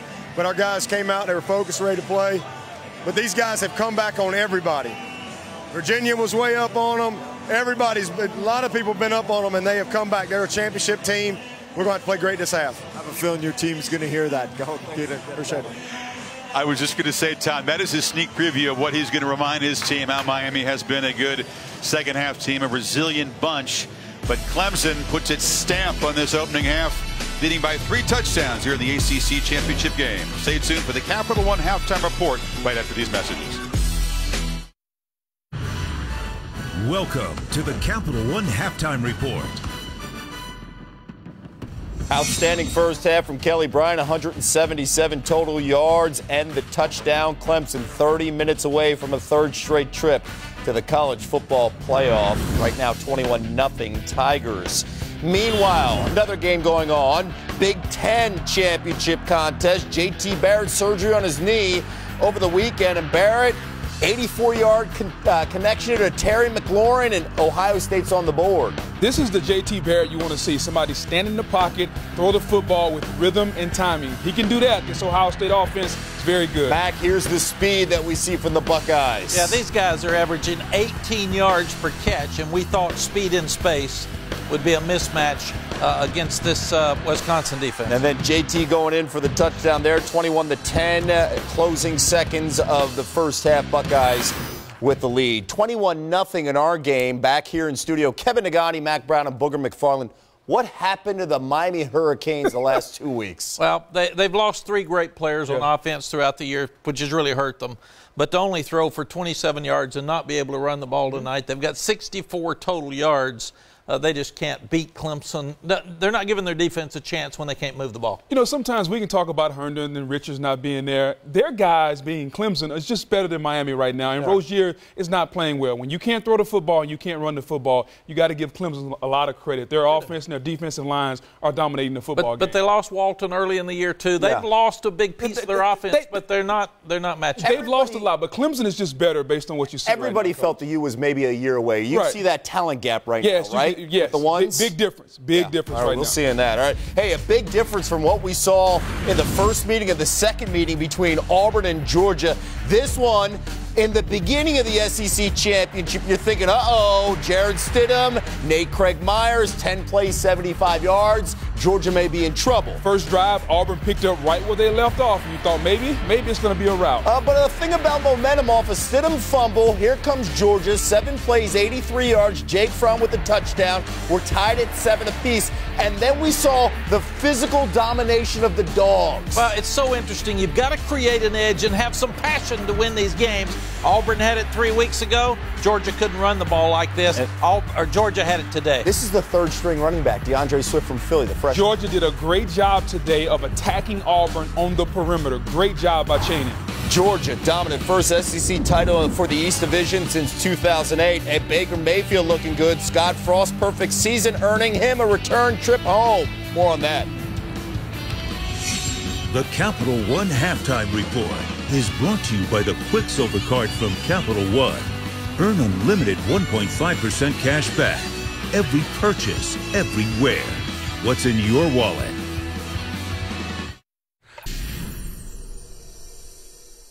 Scott Van Pelt with his Sports Center Right Now update presented by AT&T. In the midst of all the college football action this Saturday, it's Tiger Woods in the Hero World Challenge, a storyline a lot of folks were keeping an eye on. He played well the first 2 days, actually led for a time on Friday, but Saturday not so much. Found the bunker off the first tee, came up short of the green, bogeyed there, bogeyed a couple in the first 3 holes, and here on 5, get down now. Tiger providing his own play-by-play. Actually made par on this hole, but he dropped 3 shots on the day. He's 10 off the lead at Charlie Hoffman. Sports Center over on ESPN around midnight. Coach is able to call in if they'd like to try to plead their case. And Xavier Cincinnati, a great rivalry game at college hoops. Halftime continues in 15 seconds. Did you know AT&T lets me watch live college football just about anywhere? That means all the live scores, tackles, turnovers, and more right at my fingertips. Because we can always watch more football. Keep up with college football with AT&T. Welcome back to the Capital One halftime report. We have an answer to the question we've been asking all season long. Who's in? The College Football Playoff Selection Show, presented by AT&T, tomorrow at noon Eastern on ESPN. Looks like Clemson's going to get in. Georgia is in now for this Capital One fan vote, where Baker Mayfield looks like he kept Oklahoma in the top 4 with his performance against TCU. 243 in the air, 4 touchdowns, 65 yards on the ground. They were dominant 41-17, and Baker Mayfield 5-0 against TCU all time. And TCU ranked all 5 games. And my goodness, look at these numbers and what he has done for this Oklahoma offense. Those are Heisman numbers. Yep, that's exactly what they are. You got to prepare for New York. Just get your bags packed. First class ticket. Yep. Yeah. All right. Speaking of putting up points, how about this? The American Championship, and that is UCF, number 14, taking on number 20, Memphis. And we saw a phenomenal game that featured double overtime, and here's how it ended with some defense. Riley Ferguson would be picked off by Trey Neal, and that would seal the game for the Knights. UCF wins 62-55. Scott Frost, how about the turnaround? 0-12 a couple years ago, 12-0 when he takes over in 2 years. They turn it around, and Nebraska retweeting this. We sent him out with a trophy. Good luck. He's going to Nebraska back home as the head coach. The Capital One Halftime Report is brought to you by the Capital One Venture Card. Earn unlimited double miles on every purchase, every day. What's in your wallet? All right, guys, you know what time it is. As part of tonight's halftime festivities, the ACC and Dr. Pepper are proud to present the Dr. Pepper Tuition Giveaway. I'm standing here with 2 very deserving contestants, Isaiah Hoffman from Los Angeles, California, and Jenny Sturgill from Perry, Ohio. They will, in just a few moments, step behind me and try to throw as many footballs as possible into the giant Dr. Pepper cans behind me. And if you're wondering what these 2 are passionate about, well, let me tell you. Isaiah says he will use the tuition money to help attend medical school, while Jenny has a similar goal. She'd like to use the tuition money to be a trauma nurse. Whoever is able to put the most footballs in the Dr. Pepper cans behind us in 30 seconds will win $100,000 in tuition money. But don't feel too bad about the runner-up. They're going to get $25,000 in tuition money. Are you guys ready to do this? All right, go ahead and take your positions on the field. You will wait for the referee's whistle. Good luck and have fun. Contestants ready. All right, early, it is pretty even. Isaiah out to a 2-1 lead, 3-1 now. But don't count out Jenny. She is quick to come up with a couple of throws into the Dr. Pepper cans. Currently 6-4. Both of them using the most efficient and accurate technique for them. Isaiah up 10-5 now, really pulling away. Starting to feel a little like the game we're at this evening. That is going to do it. Isaiah is our winner tonight with 12.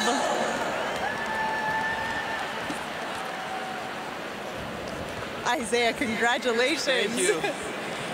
All right, here now to present the award for Isaiah is Jenny Webb. She is the Director of Sponsorships with Dr. Pepper Snapple Groups. Katie? Isaiah, on behalf of everyone at Dr. Pepper, I'm thrilled to present you with this check for $100,000 in tuition. Congratulations! Thank you so much. Isaiah, a fantastic performance by you. What will this mean in your journey to go to medical school?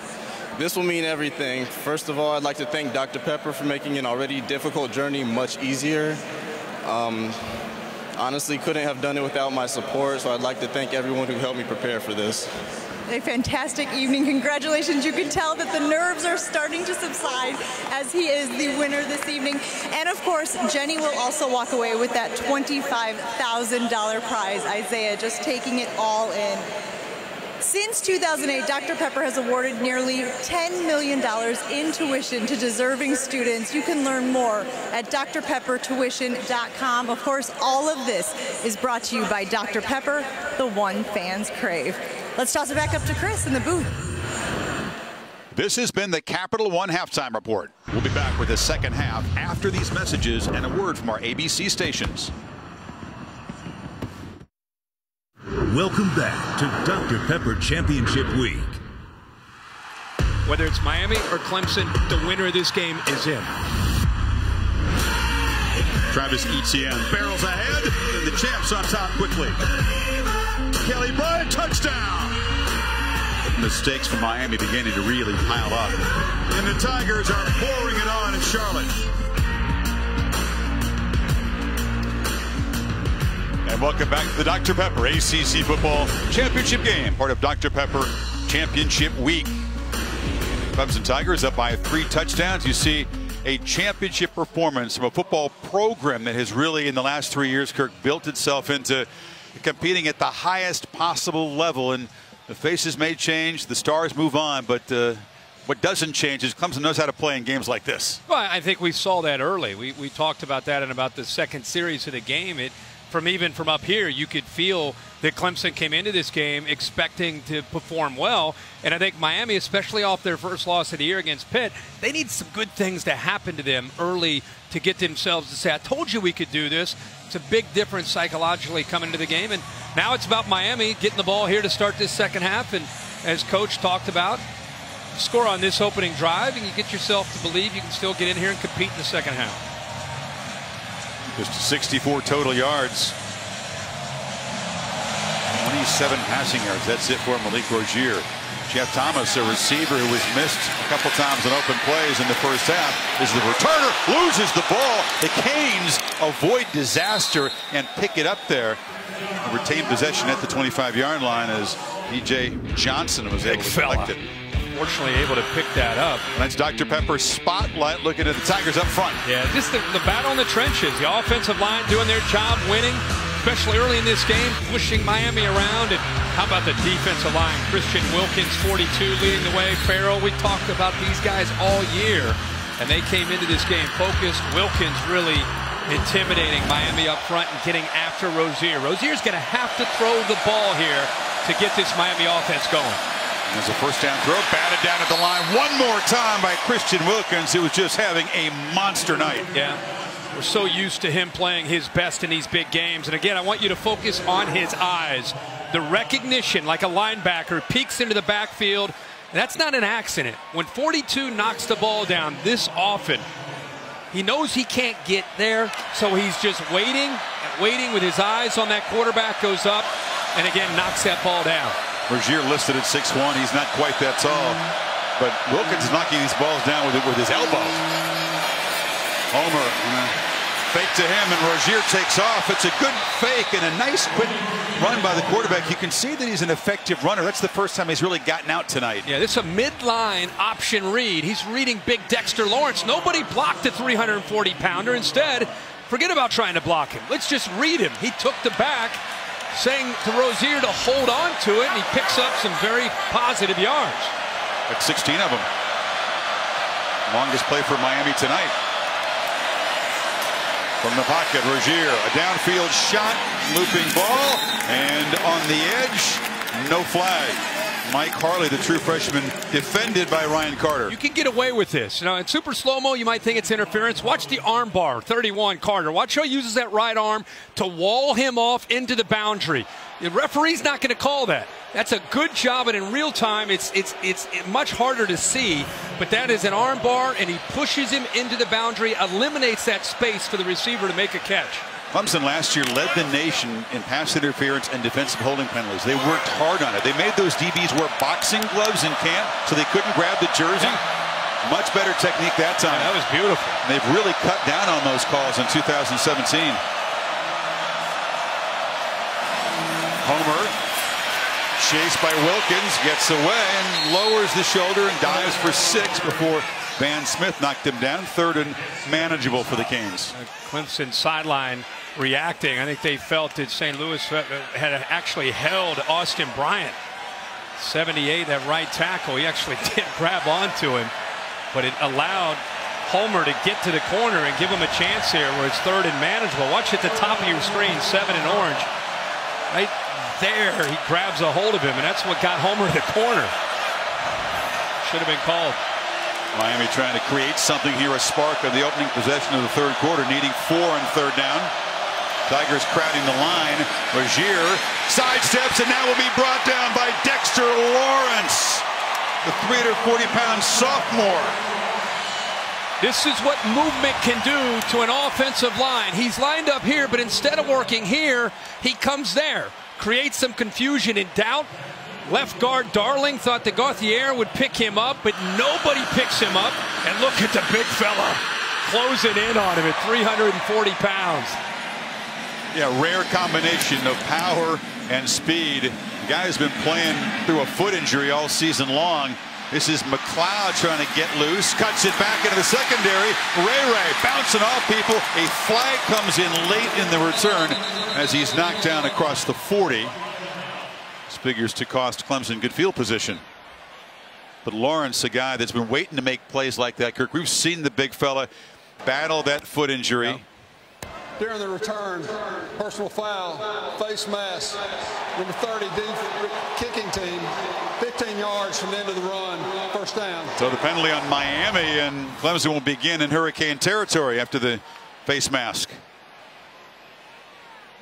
I don't know if wow, that's not a face mask. No. They grabbed him in the front of the jersey. Yeah. Not a reviewable play, but incorrect call by this all-star ACC crew. Clemson set up at the Miami 44.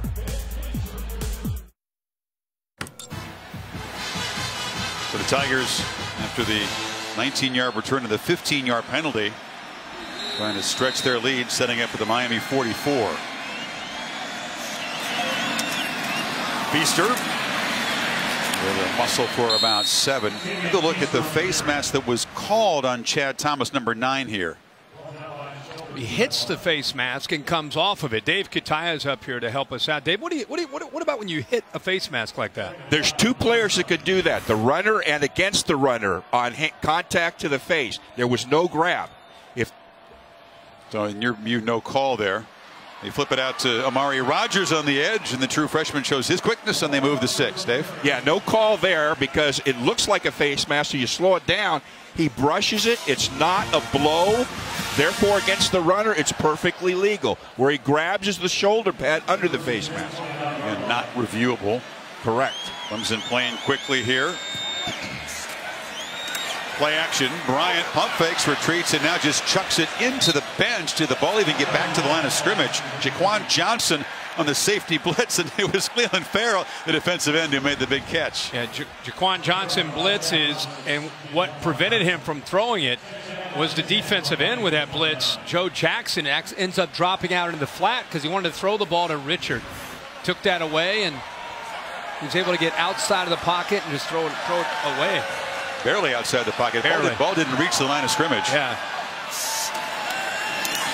There's a slant. Deion Kane makes the catch in heavy traffic. Sets up a 3rd and 4 now. Kind of a quiet night for Deion Kane. Just his 2nd reception. Yeah, Deion Kane's a guy, Kirk, that has more catches than last year, but a lot fewer yards and fewer touchdowns. And he plays that infamous X position into the boundary where Nuke Hopkins has played that over the years. Martavius Bryant, Mike Williams last year. That is a big play position. They count on big plays downfield from that spot. Difference is Kane is not as gifted going up and high pointing the football and he's as those not guys are. He's not as tall and long as those guys. Got to hurry here. The play clock is winding down, and as they always do, they're alert. And Dabo Swinney spends a timeout on the sideline to avoid the 5-yard penalty. So the Tigers, in their first possession after halftime, trying to build on this 21-point lead. Talk about it on 3rd down. It's Fee Week on ESPN as we continue Jim Valvano's fight against cancer. The 2017 Dr. Pepper ACC Football Championship game on ABC is brought to you by Dr. Pepper, the one fans crave, and in part by the Lincoln Motor Company. 3rd and 5 for Clemson. They failed on their last 3 third down attempts after going 7 for 7 to start the game. Renfro's in the slot to the right. Busy tonight, 4 catches. They've had more success on 3rd downs coming after Bryant than sitting back. What Diaz chooses to do. Now they don't pressure him. It's only a 3-man rush. They spy the quarterback who's trying to make a whole bunch of guys miss. He can't, and he's swarmed for a sack. Amari Carter and Jaquan Johnson got there from the secondary. Yeah, and they spied with Amari Carter. Watch him, he's down in three-point stance, but he's just kind of sitting down there disguising what his role is, which is in case Bryant does that, he's right there to take him out. It's a good call by Manny Diaz to use him, and then they leverage the football with the safety Johnson. Field goals have been a problem. Alex Spence, his long this year is 30 yards. In fact, beyond 30, he's 1 for 6. This is right in the area where Dabo wasn't thinking about trying to field goal. You got to be alert for a fake here. They need 9 yards. Spence, this would be a big moment for him. Drives it and makes it from 46. A smile from Dabo. That department has been a nightmare for this team. Greg Hugel, the regular kicker, injured in practice. Spence tried to fill in. He's been so inconsistent in games. Dabo says, yeah, he makes him in practice. Yeah, but Dabo's son, Will Sweeney, holding the ball. That's the best kick of his life. Oh, my God. The upright there. Hey, when it's your night, it's your night. Exactly. The ultra-reliable Miami kicker misses his attempts, and the shaky Clemson guy knocks his through from 46. And I'm glad we talked to Dabo about, where are you going to draw the line? Unless it's a game's on the line. Where's it? He said 30-yard line. We can decide at 30. I didn't believe him, though. I really didn't. He just gave him a shot. He said he makes them in practice. Practice? Practice? Yeah. This is the bright lights of a conference championship game. I didn't give him much of a chance, but hey, take that. Spence knocks it through, and the lead is 24. Just a 16-yard drive in 6 plays. Miami at least able to prevent the 4th Tigers touchdown.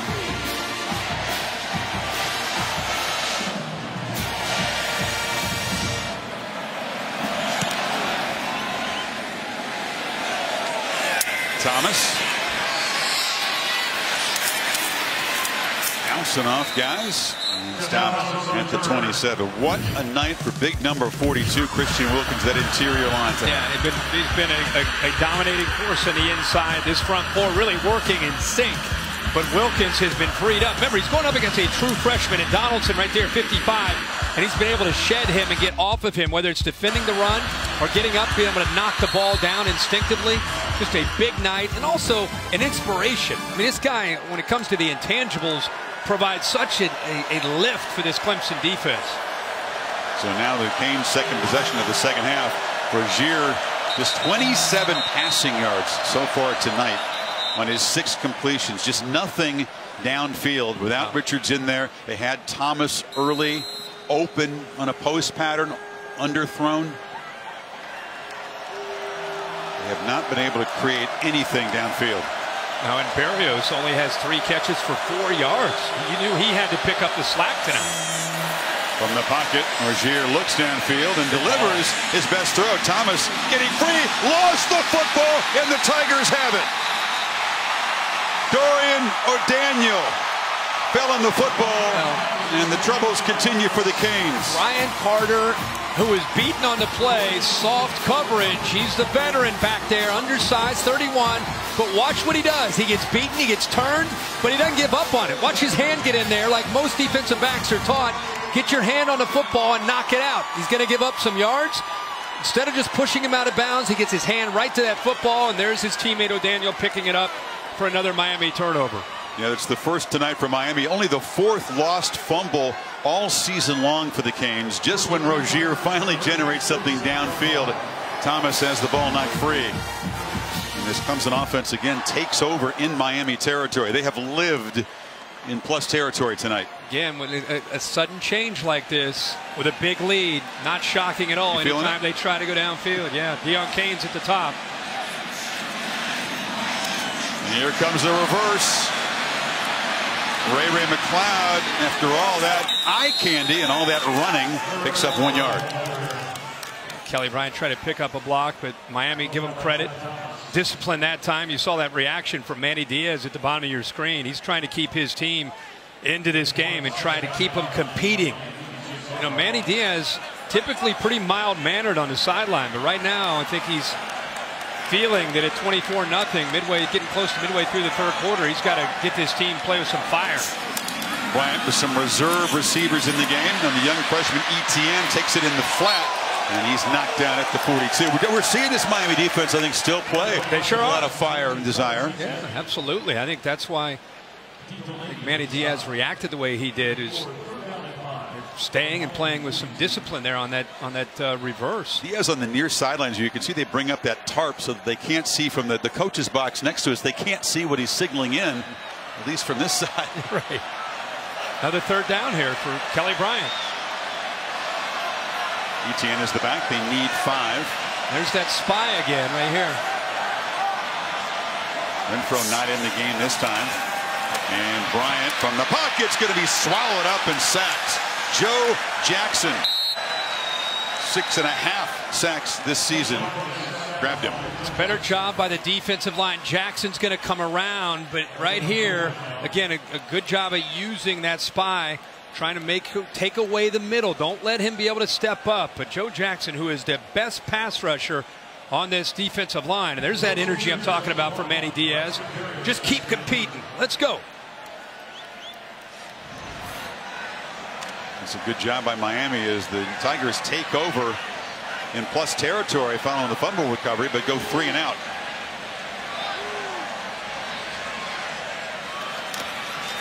Spires again drops the point, kicks it high and short, and Berrios comes up to make the fair catch at the 16. Midway in the third quarter, Rozier and the Canes still looking for their first scoring drive. Our Pacific Life game summary begins with Tigers' defensive dominance in the trenches. They forced 6 Miami punts, only allowed 4 Miami first downs, just whipping the offensive line, and then the fumble moments ago by Thomas. Just when it looked like Rozier might get something going. Bryant had plenty going early. He was 15 for his first 15 throwing the ball. Yeah, he really got off to a great start and been able to do a lot of different things, not just throwing the ball, but early he was being able to run, make plays with his feet. Give Miami's defense and Manny Diaz credit for keeping them competitive and in this game instead of shutting it down. Canes from their 17 after an important stop by their defense. Rozier from the pocket delivers, and Berrios, that's the longest reception he's made so far tonight. First down to the 30. We've been asking where is 8? Where he's the captain, he's the leader, makes a great move, and that's an advantage there against the safety Van Smith, who has cover ability.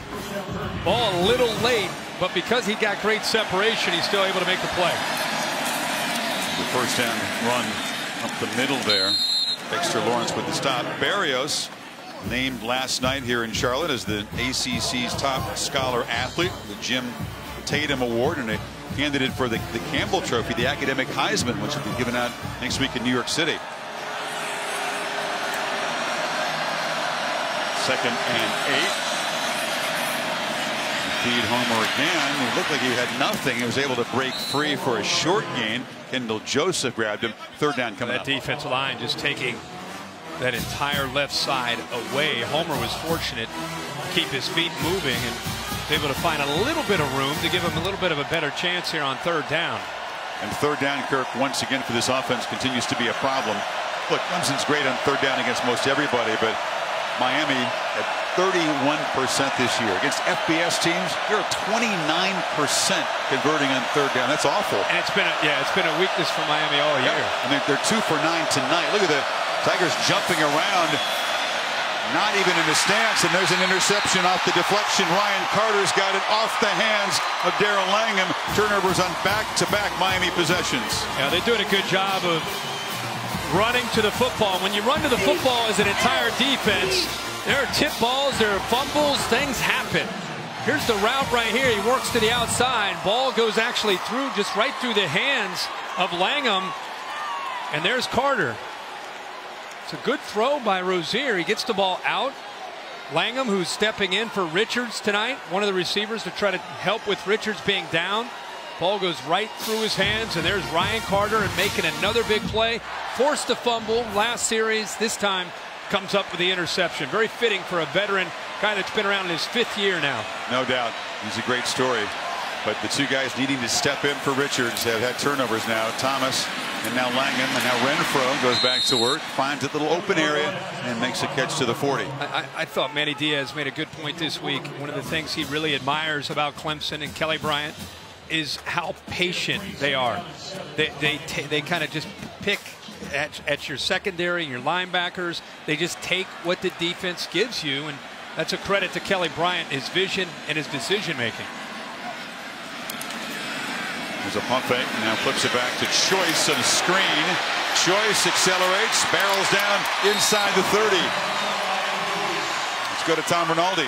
Chris, there's no disputing all the attention the turnover chain has received. On Clemson's side, they simply said, according to Dabo Swinney, we're not that fancy. We just give each other a high five. But Swinney pointed out we've scored more points off turnovers this season than Miami has. That's proven to be key so far. Dabo knows all the stats, doesn't he, Tom? Joyce takes off. Hard shot delivered by Jaquan Johnson. Flag is down on that left side. Miami, by the way, has won the turnover battle 9 straight games. Offense number 74, 10-yard penalty, first down. Came in plus 17, tied with UCF as tops in the FPS. They are -1 tonight. Couldn't afford that. No, not at all. They had to be at least +2 tonight, I think, to have a chance. There's the hold right there with Simpson grabbing onto the jersey of R.J. McIntosh. I just cannot say enough about how cool it is to see how they rotate so many different bodies in at receiver and in at running back. And, you know, when you rotate that many guys, it gets guys to pay attention in practice and in meetings because they know they're going to play in the game. Empty backfield. McLeod collects it and squirts free. Ray still running and scoots out at the 20, and the Tigers right back in the red zone again. How fired up is Ray McLeod, a young man out of Tampa? Probably knows some of the guys that are playing for Miami tonight, but anytime you're from the state of Florida, he's able to somehow bobble that and then secure it, and then there's the acceleration. It's pulling away from Miami's defense. But Ray McLeod and Deion Kane, both from the state of Florida. Not many guys from the South Florida, most of those guys from North Florida, but yep. Ray Kirk now has got 100 yards receiving tonight on his 6 catches.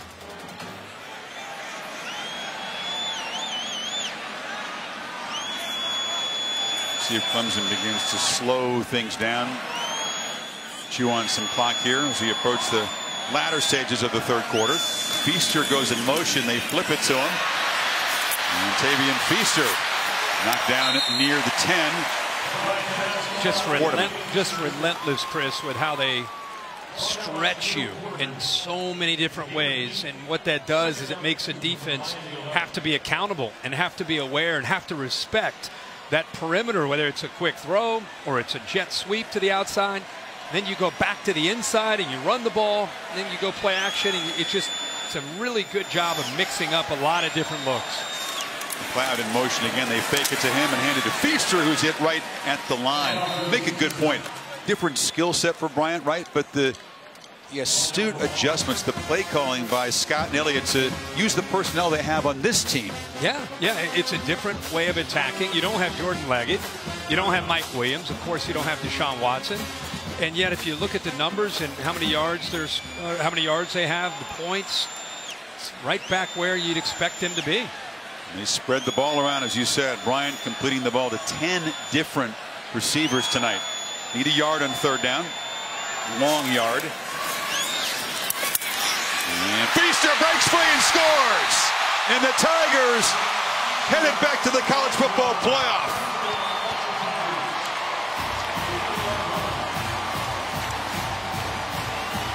Just reading Chad Thomas off the edge. Stays a little wide. It's a give, read, and then physical running by Feaster. Remember, they're rotating 3 and 4 different backs in there. While this defense from Miami has had to defend up to 58 plays, because you're going up against Feaster and Etienne and Fuller and Choice, they're fresh and running hard. A relentless wave of fresh tailbacks. Etienne has a touchdown. Choice has a touchdown. Feaster has a touchdown. Bryant's run for a touchdown. And the Tigers putting their big paw print on another ACC championship game, lead at 31-0.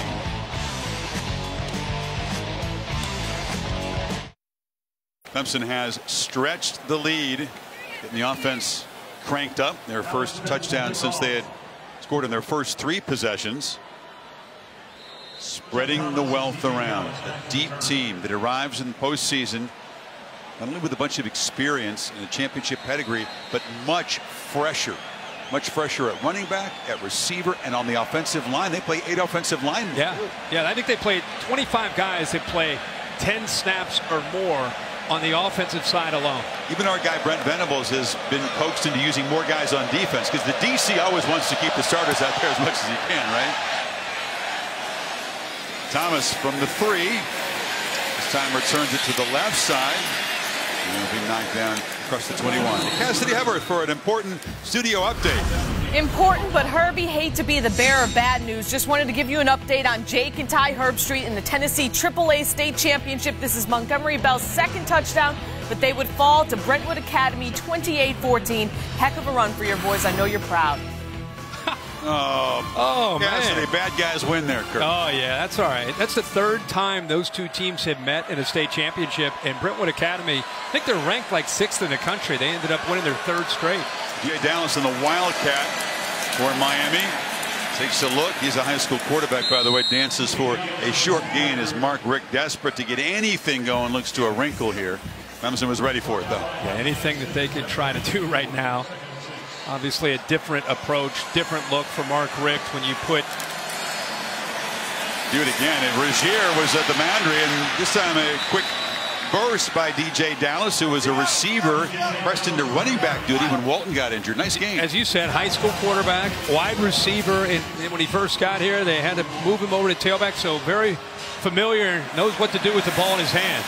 3 straight plays, and this is working. You know, Miami fans saying, where was this a little earlier, Coach Rick? We like this wrinkle. Instead of a wrinkle, you just keep going with it. Now Rozier gets back into the lineup and actually lines up out at wide receiver.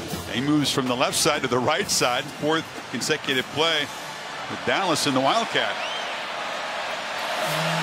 They bring Cager in motion. Flip it to Rozier to Flea Flicker. Looking downfield. Barrios lays out. Can't get it. You know, the Tigers were all over it. He wasn't running free. Miami did all that stuff to get a deep shot, and the quarterback did what they coached him not to do. Couldn't put the ball in play. Yeah, just misconnecting here. Great effort by Barrios. I thought we might see more of this stuff early in the game, frankly. They didn't have the ball a lot. No, and the game got out of hand pretty quickly. But I thought they might go to some gadgets in the first half. Yeah. I think as things got out of control, maybe some of those gadgets got put on the back burner.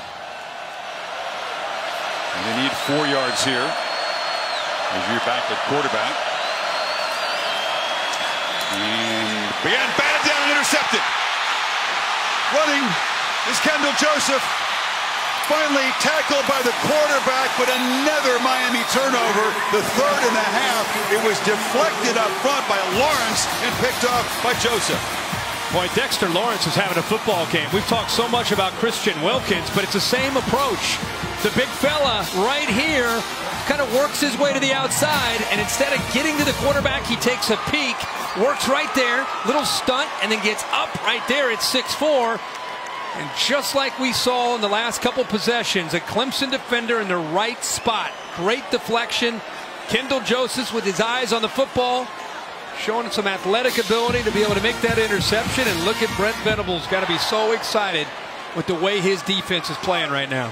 The last 3 Miami pass plays have resulted in turnovers. The fumble by Thomas and now 2 interceptions. And the Tigers set up at the 13, looking to stretch the lead before even the end of the 3rd quarter. Hurricane defensive coaches, Diaz, trying to get their guys' attention here. Fuller loses the ball, and the Canes, instead of scooping it up and running with it, knock each other off of it. They do. They never had signal Clemson possession. It's been that kind of a night. Yeah, I think Sean Pollard, number 76, got on it. And the ball, first you're thinking Miami, are they going to try to scoop and score? Then you're thinking, okay, somebody's got to try to at least get on top of the football. This ball's on the ground. You see 3 white jerseys all over it. Johnson, the safety, the middle linebacker. Pinckney ripped it out. Yeah, 56 is there. They're fighting over it. Looks like Pinckney has it, 56, but the ball just stayed loose. And eventually it's Sean Pollard, the right tackle, who ends up pouncing on the ball. Second time tonight they've not been able to recover a fumble. They had it. Now Kane, end zone, touchdown!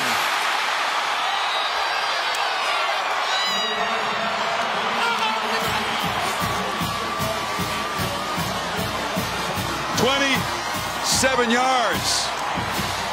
And Kelly Bryant filling those big shoes. Different style, but executing every bit as well as Deshaun Watson did in these ACC championship games. And that's the risk you take when you leave your corners on islands against Deion Kane and against these wide receivers on the perimeter. Eventually, Kelly Bryant's going to try to take a peek and take a shot downfield, and it's exactly what he did. After they were fortunate to pick up the fumble, Deion Kane just got isolated one-on-one with Malik Young. Undersized corner, but it's the matchup that's right out here. But I want you to watch the little move to the inside right there. And now Malik Young is done, and now it's just a matter of putting it up and giving Deion Kane a chance. But it was off the ball where Deion Kane made that move on Malik Young. Well, they knew that against a team as good as Clemson, Miami had to take all their opportunities, make all the plays, a little luck, and the inability of Diaz's defense to recover a fumble that they should have had for the second time results in a Clemson touchdown. I keep saying this to you, it breaks, but every time I look at Kelly Bryant, I see Cam Newton. He's got that kind of look, the smile. One of the times at break, he looked up at the jet sky cam and just kind of smiled. He's wearing that number 2. He's playing at Cam Newton Stadium. Yeah. I don't know. He just has that Cam Newton flair to him. Panthers on the road. Cam, of course, wearing number 1 now with the Panthers, but of course 2 in Auburn. That's a good comparison. He's got that look. In different personality. Chilled, laid-back guy from a very small town about 50 minutes away from Clemson's campus. DJ Dallas will take a knee. Kirk, you talked in the open about Kelly Bryant's passing chart. Would he be able to create anything downfield? I think he has. He sure has. You know, that last pass, of course, for the touchdown, but even working the left, he's kind of mixed up. Typically, I think 89% of his passes are to the left or to the right on the perimeter, and 85% are under 15 yards. So he's taken some shots, but you can see how they work that left side. 12 of 14 with some of the shorter throws. And again, a lot of times it's kind of an extension of their running game. It's about opening up other potential plays when they stretch you horizontally. So 3 Miami turnovers in the second half have doomed them. Rozier going to be sacked. They are just going backwards now. Clemson hungry. Backups in there just swarming. That's Albert Huggins, one of those backup tackles. You know, Bryant is a guy that has a great perspective, and part of the calm as a player, Kirk, he tells us, it comes from what he went through as a young guy. He's battled Crohn's disease since his freshman year of high school, had a serious health scare. He was vomiting blood and had to have emergency surgery, a second operation in the spring and summer before his senior year of high school, lost 50 pounds in the hospital, had to use a walker. Clemson didn't back off on their offer to him. And they're glad about that. Think about that for a second. Before your senior year. Yeah. I mean, that's crunch time for a lot of guys. I mean, that's where it's all in front of you, all your dreams, and to go through that. He's talked about the fact that he had to wear a colostomy bag. He had to put it underneath the tux going to prom, and he had to wear it through spring practice. Now, the coaches let him go out and throw. He couldn't take contact, but imagine that, going through that, coming back having a senior year, and now stepping in and quarterbacking Clemson to an ACC championship. And imagine Clemson sticking with him through all that. They don't make many wrong moves. The end of 3 in Charlotte. Back after this message and a word from your local ABC station. It's all Tigers here. I think. Christian Wilkins singing along to God Bless America after the end of the third quarter. Hit the high note, big fella. Hey, when you're up 38-0, you're down there having a little bit of fun. He belted that out with gusto. And he's played with a whole lot of gusto. A lot of the backups for Clemson's defensive front in the game. Wilkins getting a rest for the moment. False start. Offense number 55. 5-yard penalty. 3rd down. The Canes offensive lineman told me that they go against great D linemen in practice every day, that they would be ready for this Clemson challenge up front, that Clemson was just another team on their schedule, but it has not worked out that way. That's false bravado. That's absolutely right. And you see the second unit, most of the second unit defense, and keep in mind, there's still a shutout for Miami. And this first team defense takes a lot of pride in how this second unit goes into the game. You and I called a game earlier this year, another one of these games where, so what else do you want to talk about here? Talk show in the fourth quarter? Yeah.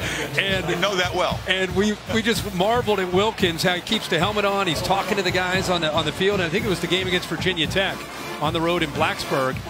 And they take as much pride in that second unit doing well as they do themselves. I'd love to see that.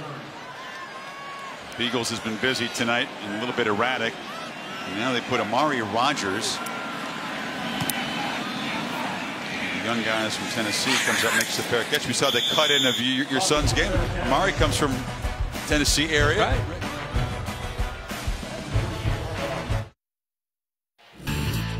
Well, the score here not yet as bad as it was the last time these two teams met in October of 2015.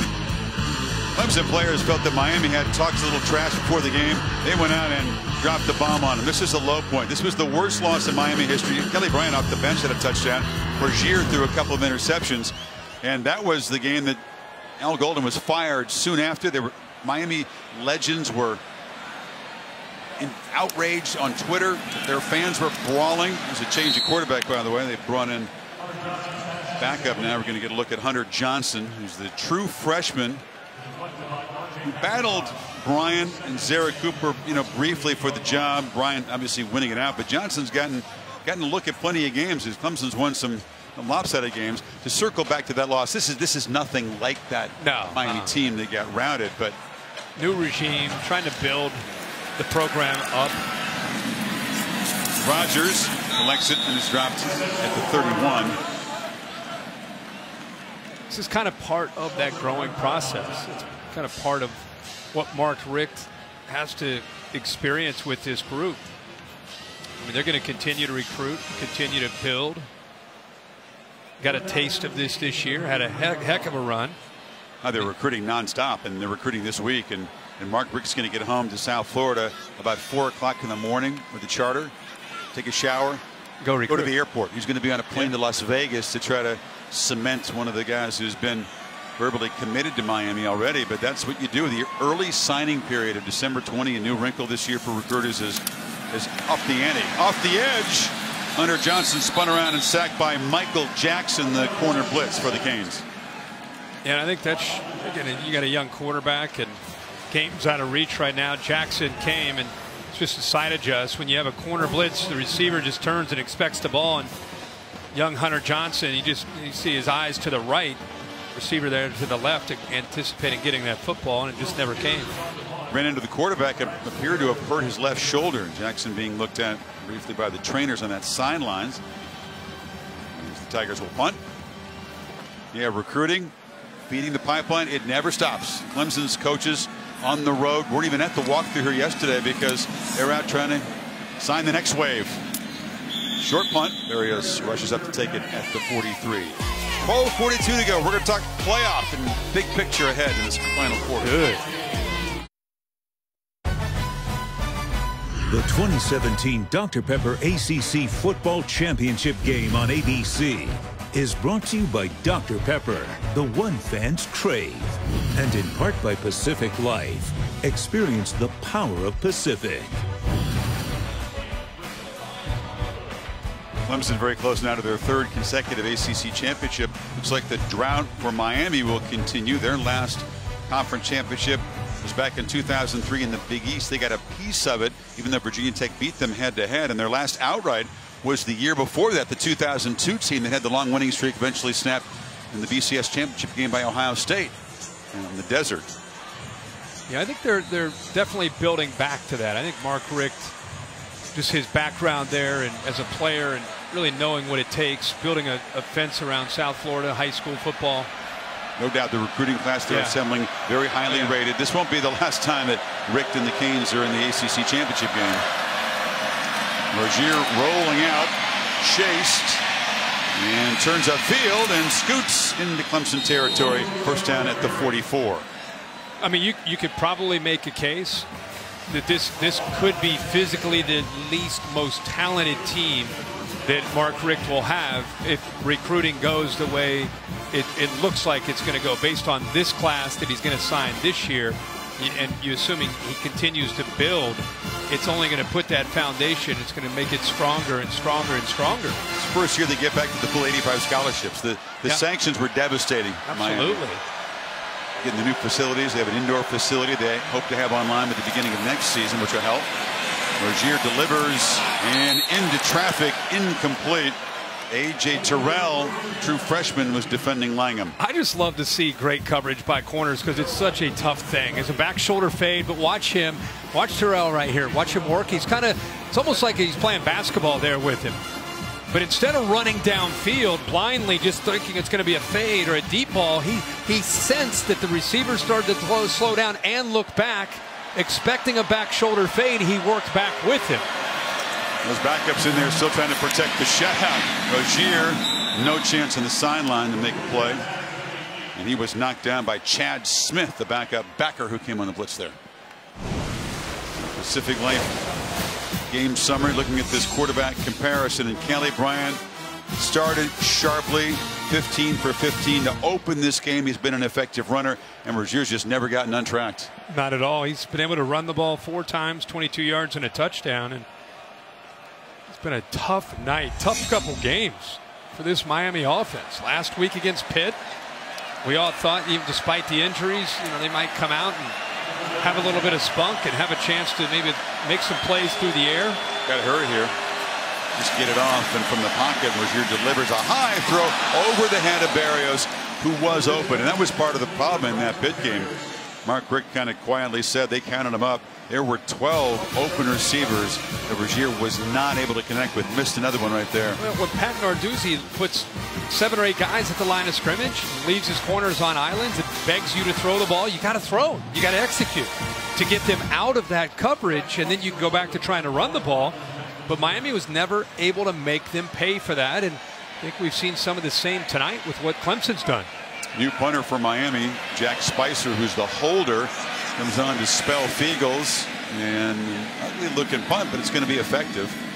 The roll dead down at the 10. 11:37 to go.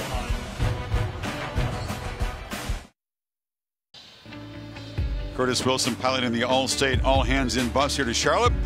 All year long they've been helping us find great teamwork in the community. Kirk, who's the team of the week? Well, the team of the week this week, all hands in. We do it every single Saturday night. UCF and Scott Frost. What a game. I don't know if you had a chance to watch it. 62-55. We expected a shootout, double overtime. American Athletic Conference champs. That's their first outright. And how many look at that. lead changes? Look at that. Like 0-12. Changes in that game. 0-12 and 15 to going 13-0 this year. Zarek Cooper, the third Clemson quarterback of the night. He gets a turn and hands the ball to Fuller. They drew 74,372. Second most in ACC title game history. Nice big crowd. Miami brought a bunch of them. Some of them have hung around, but Clemson's fans still over there on their feet, savoring another huge postseason performance by their team. And this is Fuller knocked down at the 11. Dabo Swinney, we talked yesterday. The expectation, of course, Clemson wins, they're going to hold that top seed, and the top seed in the playoff gets the geographically favorable semifinal. That's the Superdome. Now, Dabo and his Alabama teammates beat Miami from the national title in the Superdome '92 season. He had not been back to New Orleans since then until he accompanied Deshaun Watson to New Orleans for a Manning Award. He found out as the car pulled in, the event was in the Superdome. Cooper back to pass, lofts it downfield, a shoving match. Higgins not able to come up with a catch. He kind of gave the DB a shove. There is no flag, but Dabo pulls into the Superdome. So excited to be back there. The memories start flooding back. Hadn't been there since January of '93. So he takes his phone out, takes pictures, goes back to Clemson in the spring, says, guys, I've seen it. The Superdome. I win a championship. That's our destination. That's where we're going to be in the semifinal. Looks like it's going to be pretty prophetic. Yeah, I love that. It reminds me of when Mark D'Antonio took pictures of the Rose Bowl and went back to East Lansing and said, guys, this is the goal. But for him, being a player on that Alabama team to beat Miami in the '92 season, and to take it back and say, hey, fellas, this is the goal, top seed. This is where the top seed goes. They're going to get that chance. Keep in mind, the top seed has not yet won college football playoff in the first 3 years. None of the top seeds were able to complete the mission, but that's another talk for another day. Miami back to work. Clemson 10-24 away from another trophy. A reminder that Star Wars: The Last Jedi is in theaters on December 15th. Back here on Earth in Charlotte, North Carolina. You a Star Wars guy? Tigers up 38-0. Who isn't a Star Wars guy? Yeah, I am too. Of course. Yeah. We took in the premiere a couple years ago. Still talking about that. Every single time I mention the new movie, cool. You harken back to that. It was a fun Han Solo was like 10 feet away from us. Guy Matthew McConaughey. It was a star-studded event. It was awesome. I'm counting the days down myself. I love it. Rozier and the Canes now just about pride, trying to avoid the shutout. Thomas on the end around, nothing doing. He's given a shove out of bounds as we check in with Cassidy Hubbard. Thanks, Chris. Things are getting real interesting in Indy at the Big Ten Championship. Chris James, 1-yard TD run, still waiting on the point after due to some field issues, but it's 24-19 Ohio State in the fourth. Back to you guys. Yeah, they're having some field issues, to say the least. They're trying to dig up some of that field turf. You get the rubber pellets all over the place. You're not suggesting that that's a more dramatic game in Indy than what we have here. I mean, we would never suggest that. They're having field issues in Indy, and we're having clock issues here. For some reason, this thing just won't keep moving. Is it counting upwards? I think it's going up. I think it's heading north. Woo! Rozier harassed again, chased and sacked one more time as the backups for this defense. That's a third-team tackle.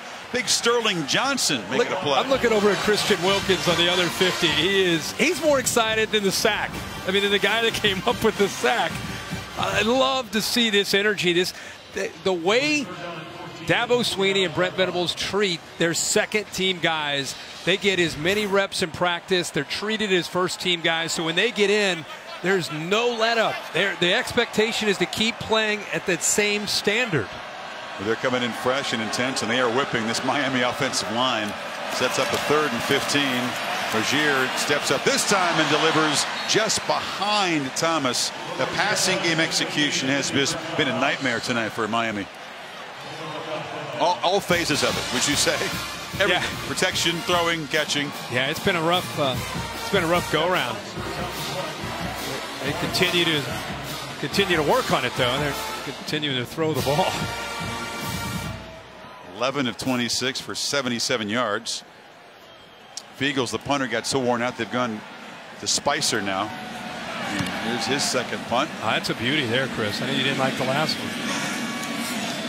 But it bounces into the end zone. I'm trying to hold on here, big fella. Don't get me going. The college football playoff rankings brought to you by AT&T. And Georgia will zoom from number 6 up into the Final Four as they knocked out Auburn. Tough for Auburn, have to play a rematch of their win at home in the Bulldogs' backyard, and it was emphatic. Yeah, it sure was. Congratulations to Georgia and Oklahoma, and now Clemson. Clemson will be, in my opinion, they're going to be at 1. You're going to have Oklahoma at 2. No matter what happens with Wisconsin, pretty good chance you could see Georgia move up into the top 3, and we'll see if Wisconsin is able to come back and knock off Ohio State. 12.5 minutes to go in that game. Here's a handoff in a short game. I think the intriguing thing is going to be the seedings. You would put Oklahoma seeded number 2. I would. After this Clemson team.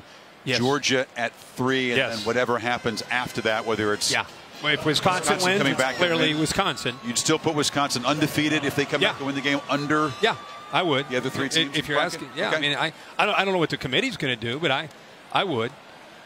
And then if Wisconsin loses, then you got an Ohio State-Alabama debate. C.J. Fuller takes a handoff from Hunter Johnson, who's back in the game.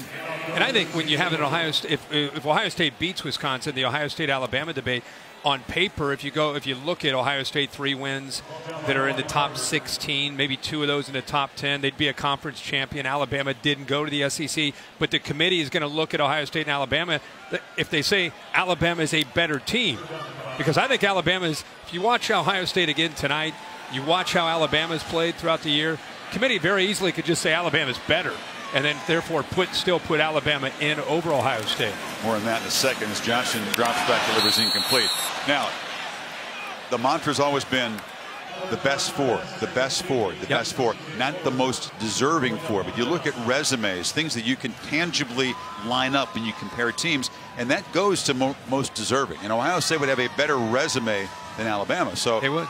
When those 2 teams are debated, well, you're going to have 3 different recusals. 3 different people are going to have to leave the room. Yeah. And it's going to be decided by the other 10 if it comes down to a debate of those teams. And Ohio State has to hang on to make that the case. Yeah, they got to win the game. But it's an interesting way of putting it. Most deserving or best. I've always been a big believer. I'd love to see the 4 best teams in the playoffs. There's a low punt, scoots along the ground, hits a Clemson player. It did not touch a Miami player, did it? I don't think so. Are they signaling?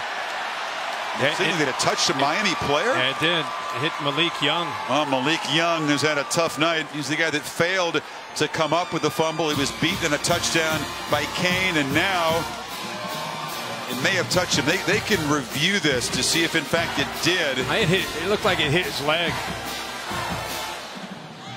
Oh, just between the legs. Did it graze a leg on the way by before it hit a Clemson player?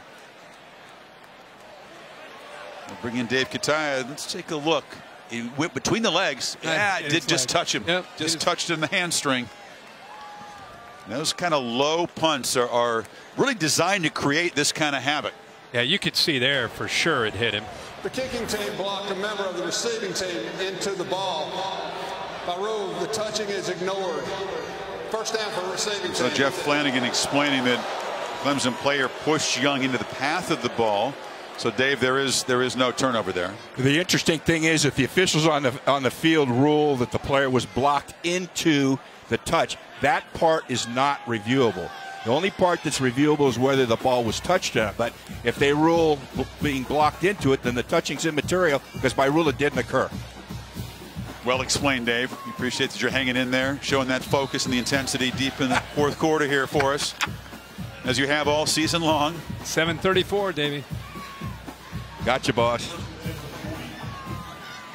What you'd give Herbstreit for a running play here, or a completion inbounds, or an arena clock.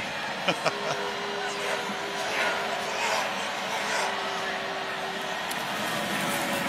a throw to the edge. Berrios, in his home state, has just not had the kind of night that he'd hoped to have. He was well guarded by the Tigers early, just able to create very little beyond the line of scrimmage. Yeah, and think of the big games they had a couple weeks ago, Virginia Tech and Notre Dame. He was a big play guy and really a guy that helped provide a spark for their offense. We thought we might see more of that, especially with Richards not in there and Herndon not in there. Short gain for DJ Dallas.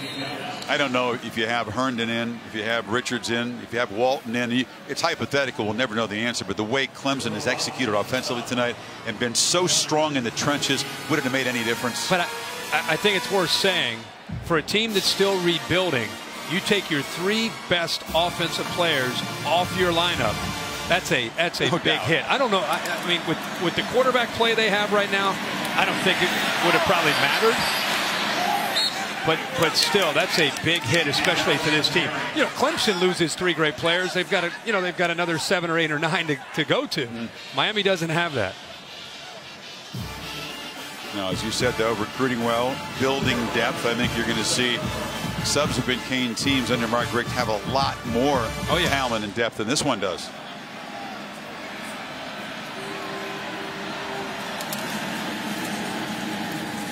Dallas works free. DJ Dallas, first down at the 37-yard line. In Miami, would love to get that goose egg off the board. That 58-0 we showed you a couple of years ago, which was the low point, the home loss, Golden's final game. It's been a much different kind of a game and a more competitive Miami team, but they would love to get the ball in the end zone. Finally break that. Well, and they're trying to get the ball in the end zone, and Clemson's trying to take pride in having a shutout here.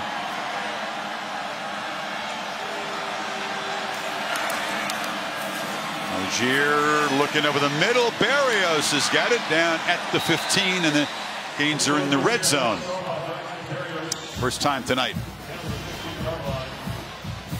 Let's take a look at Rocket, the camera Rocket here. He works into the middle of this defense. Gives you a different perspective there. You see the quarterback and the offense coming at you.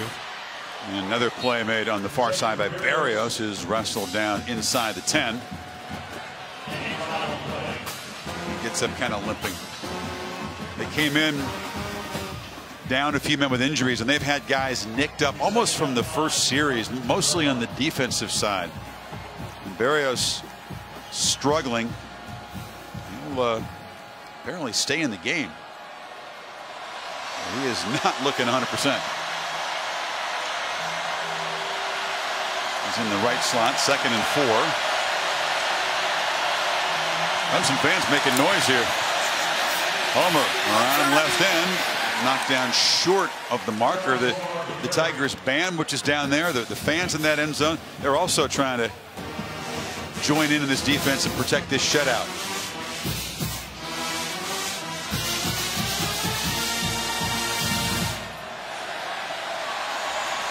Third and 1. Homer picks his way, knocked down right near the line.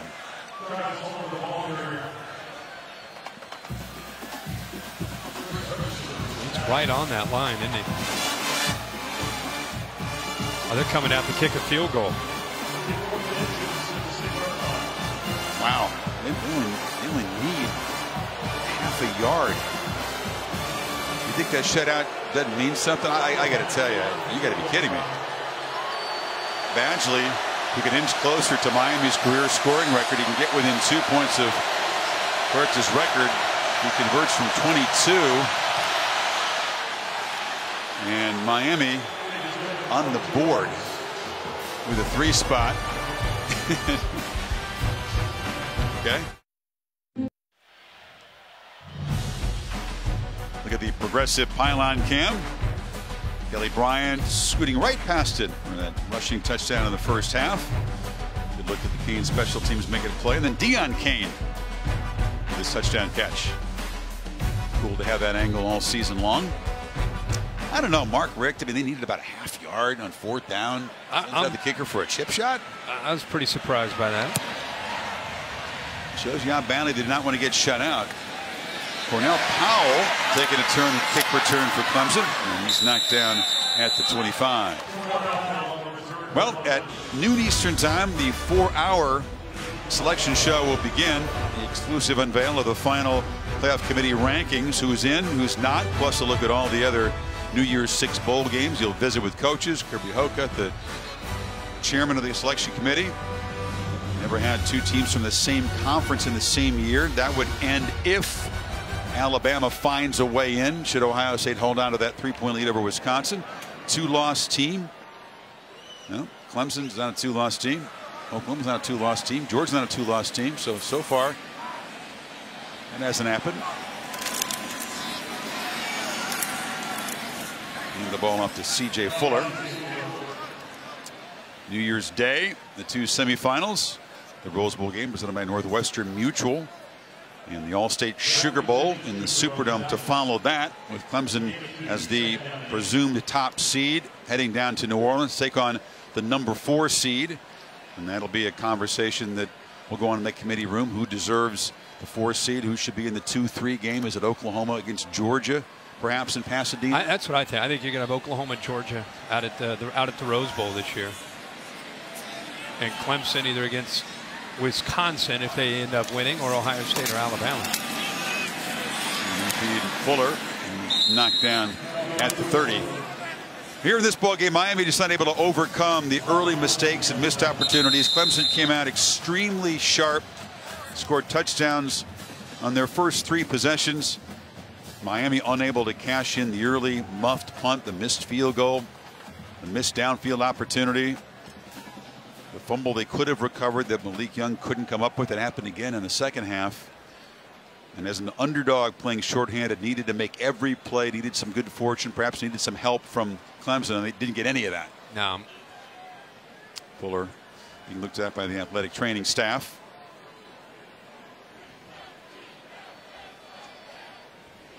ESPN3.com is the place to go for live coverage of the trophy ceremony. We expect that most of those who would stay tuned for that would be Clemson fans wanting to see Dabo and the Tigers raise yet another trophy.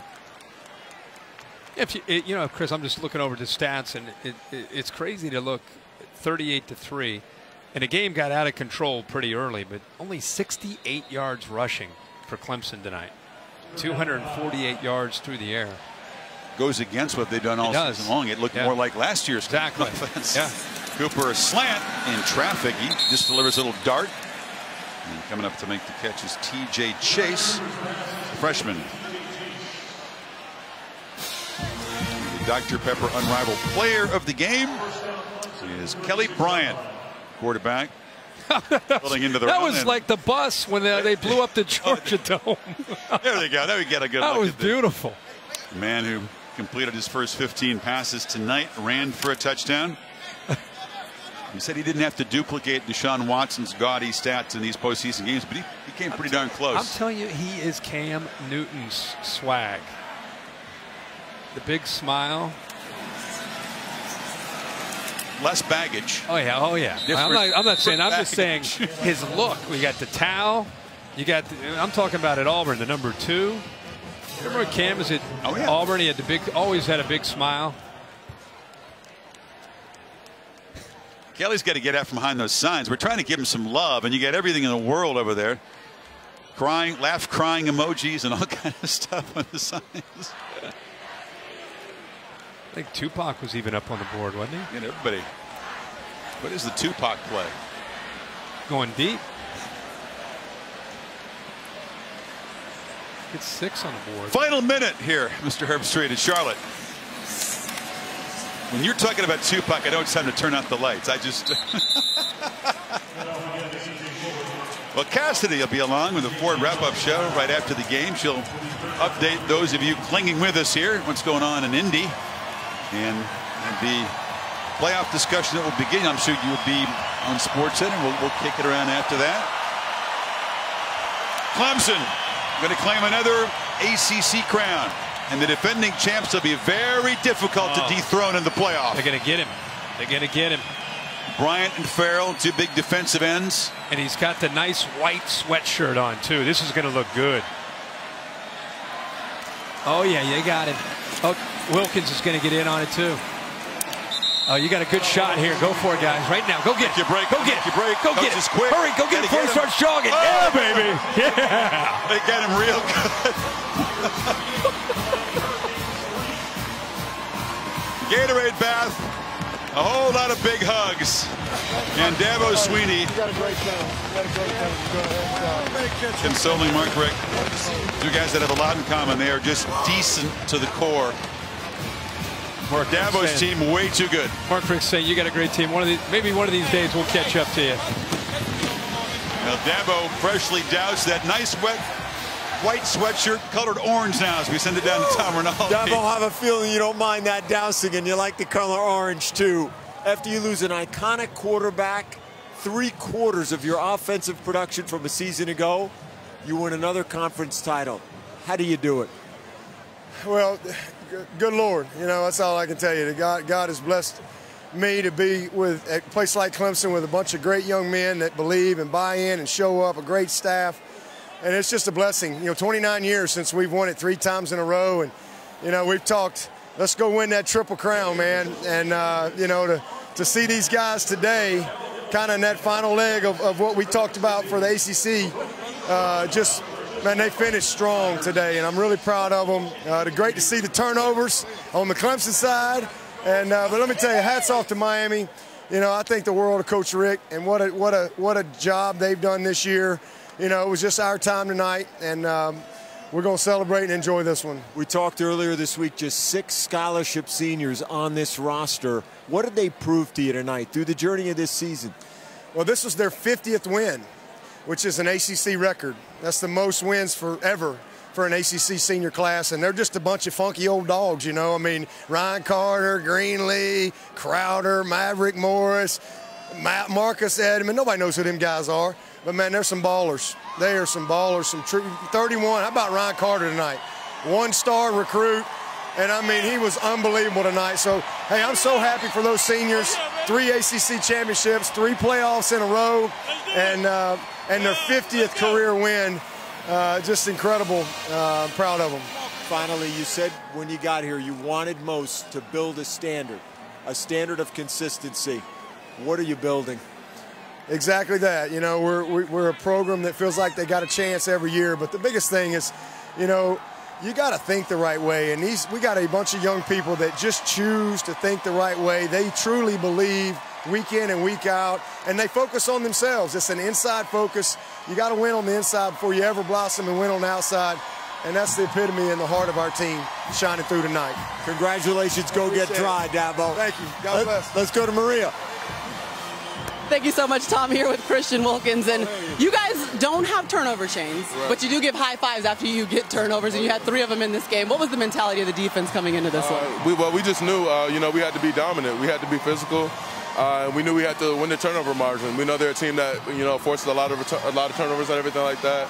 And we knew if our offense took care of the ball and we forced a few turnovers, man, we'd be in position to win it. But definitely a lot of respect for Miami because, we didn't expect to do this tonight. I mean, they're a good team. They played great all year. I mean, the U is back, you know what I'm saying? So, they didn't make it easy on us, just preparation and everything, get ready for those guys. But definitely had a lot of fun out here tonight. Your coach said you guys talked about winning the Triple Crown, 3 straight ACC championships. What was the statement you were looking to come out here and make? Yeah, like you said, just make a statement. Just be who we are. We didn't have to play perfectly. We just got to beat Clemson. This is a part of our DNA. This is what we do. I'm so happy this is my 3rd straight. It's something remarkable. I definitely don't take it lightly because it's something great to do, something great to accomplish. I mean, every time, you can win the championship and everything like that. Appreciate you, Kello. But yeah, definitely. All right, well, your friend's back, Kelly Bryant. Thank you so much for showing up. He ran away from the post-game interview. How does it feel? At every single level, you have matched the intensity. You have not let a drop-off happen here as you stepped into Deshaun Watson's footsteps. What does it mean to win the 3rd straight ACC championship with your Clemson Tigers? Well, just like you said, ACC, another Clemson championship. We knew what was on the line tonight. You got to give credit to Miami. They're a great team. But, we wanted more. It was a great team showing. I'm just happy to come out on top. So I'm a little tired. You're tired from running back and forth and giving high fives to fans. You weren't tired when this game started, though. Right. But you completed 15 straight passes. I mean, what was working early in this game for you? We're just in a rhythm. Everybody, offensive line was blocking good. Receivers, running back, we were all on the same page. We were clicking. We was playing Clemson football. Clemson football, and coaches said that you guys were coming in here wanting to win your 3rd straight title. I mean, what was the focus that you had coming out? It was just a Zoom focus to get the job done. We wanted to finish strong, and that's what we did. Thanks for your time, Kelly. Congrats. Thank y'all. Just being Kelly B. Just being Kelly B. That's plenty good enough, Maria. 17th ACC title for Clemson. It's their 4th in the last 7 years. Dabo delivering one in 2011 when Taj Boyd was a first-year starter, like Bryant winning a conference championship. And it's a team that we spotted it from the beginning. They know how to play when the orange britches go on and it's a big game and a postseason game. They just click into that mode.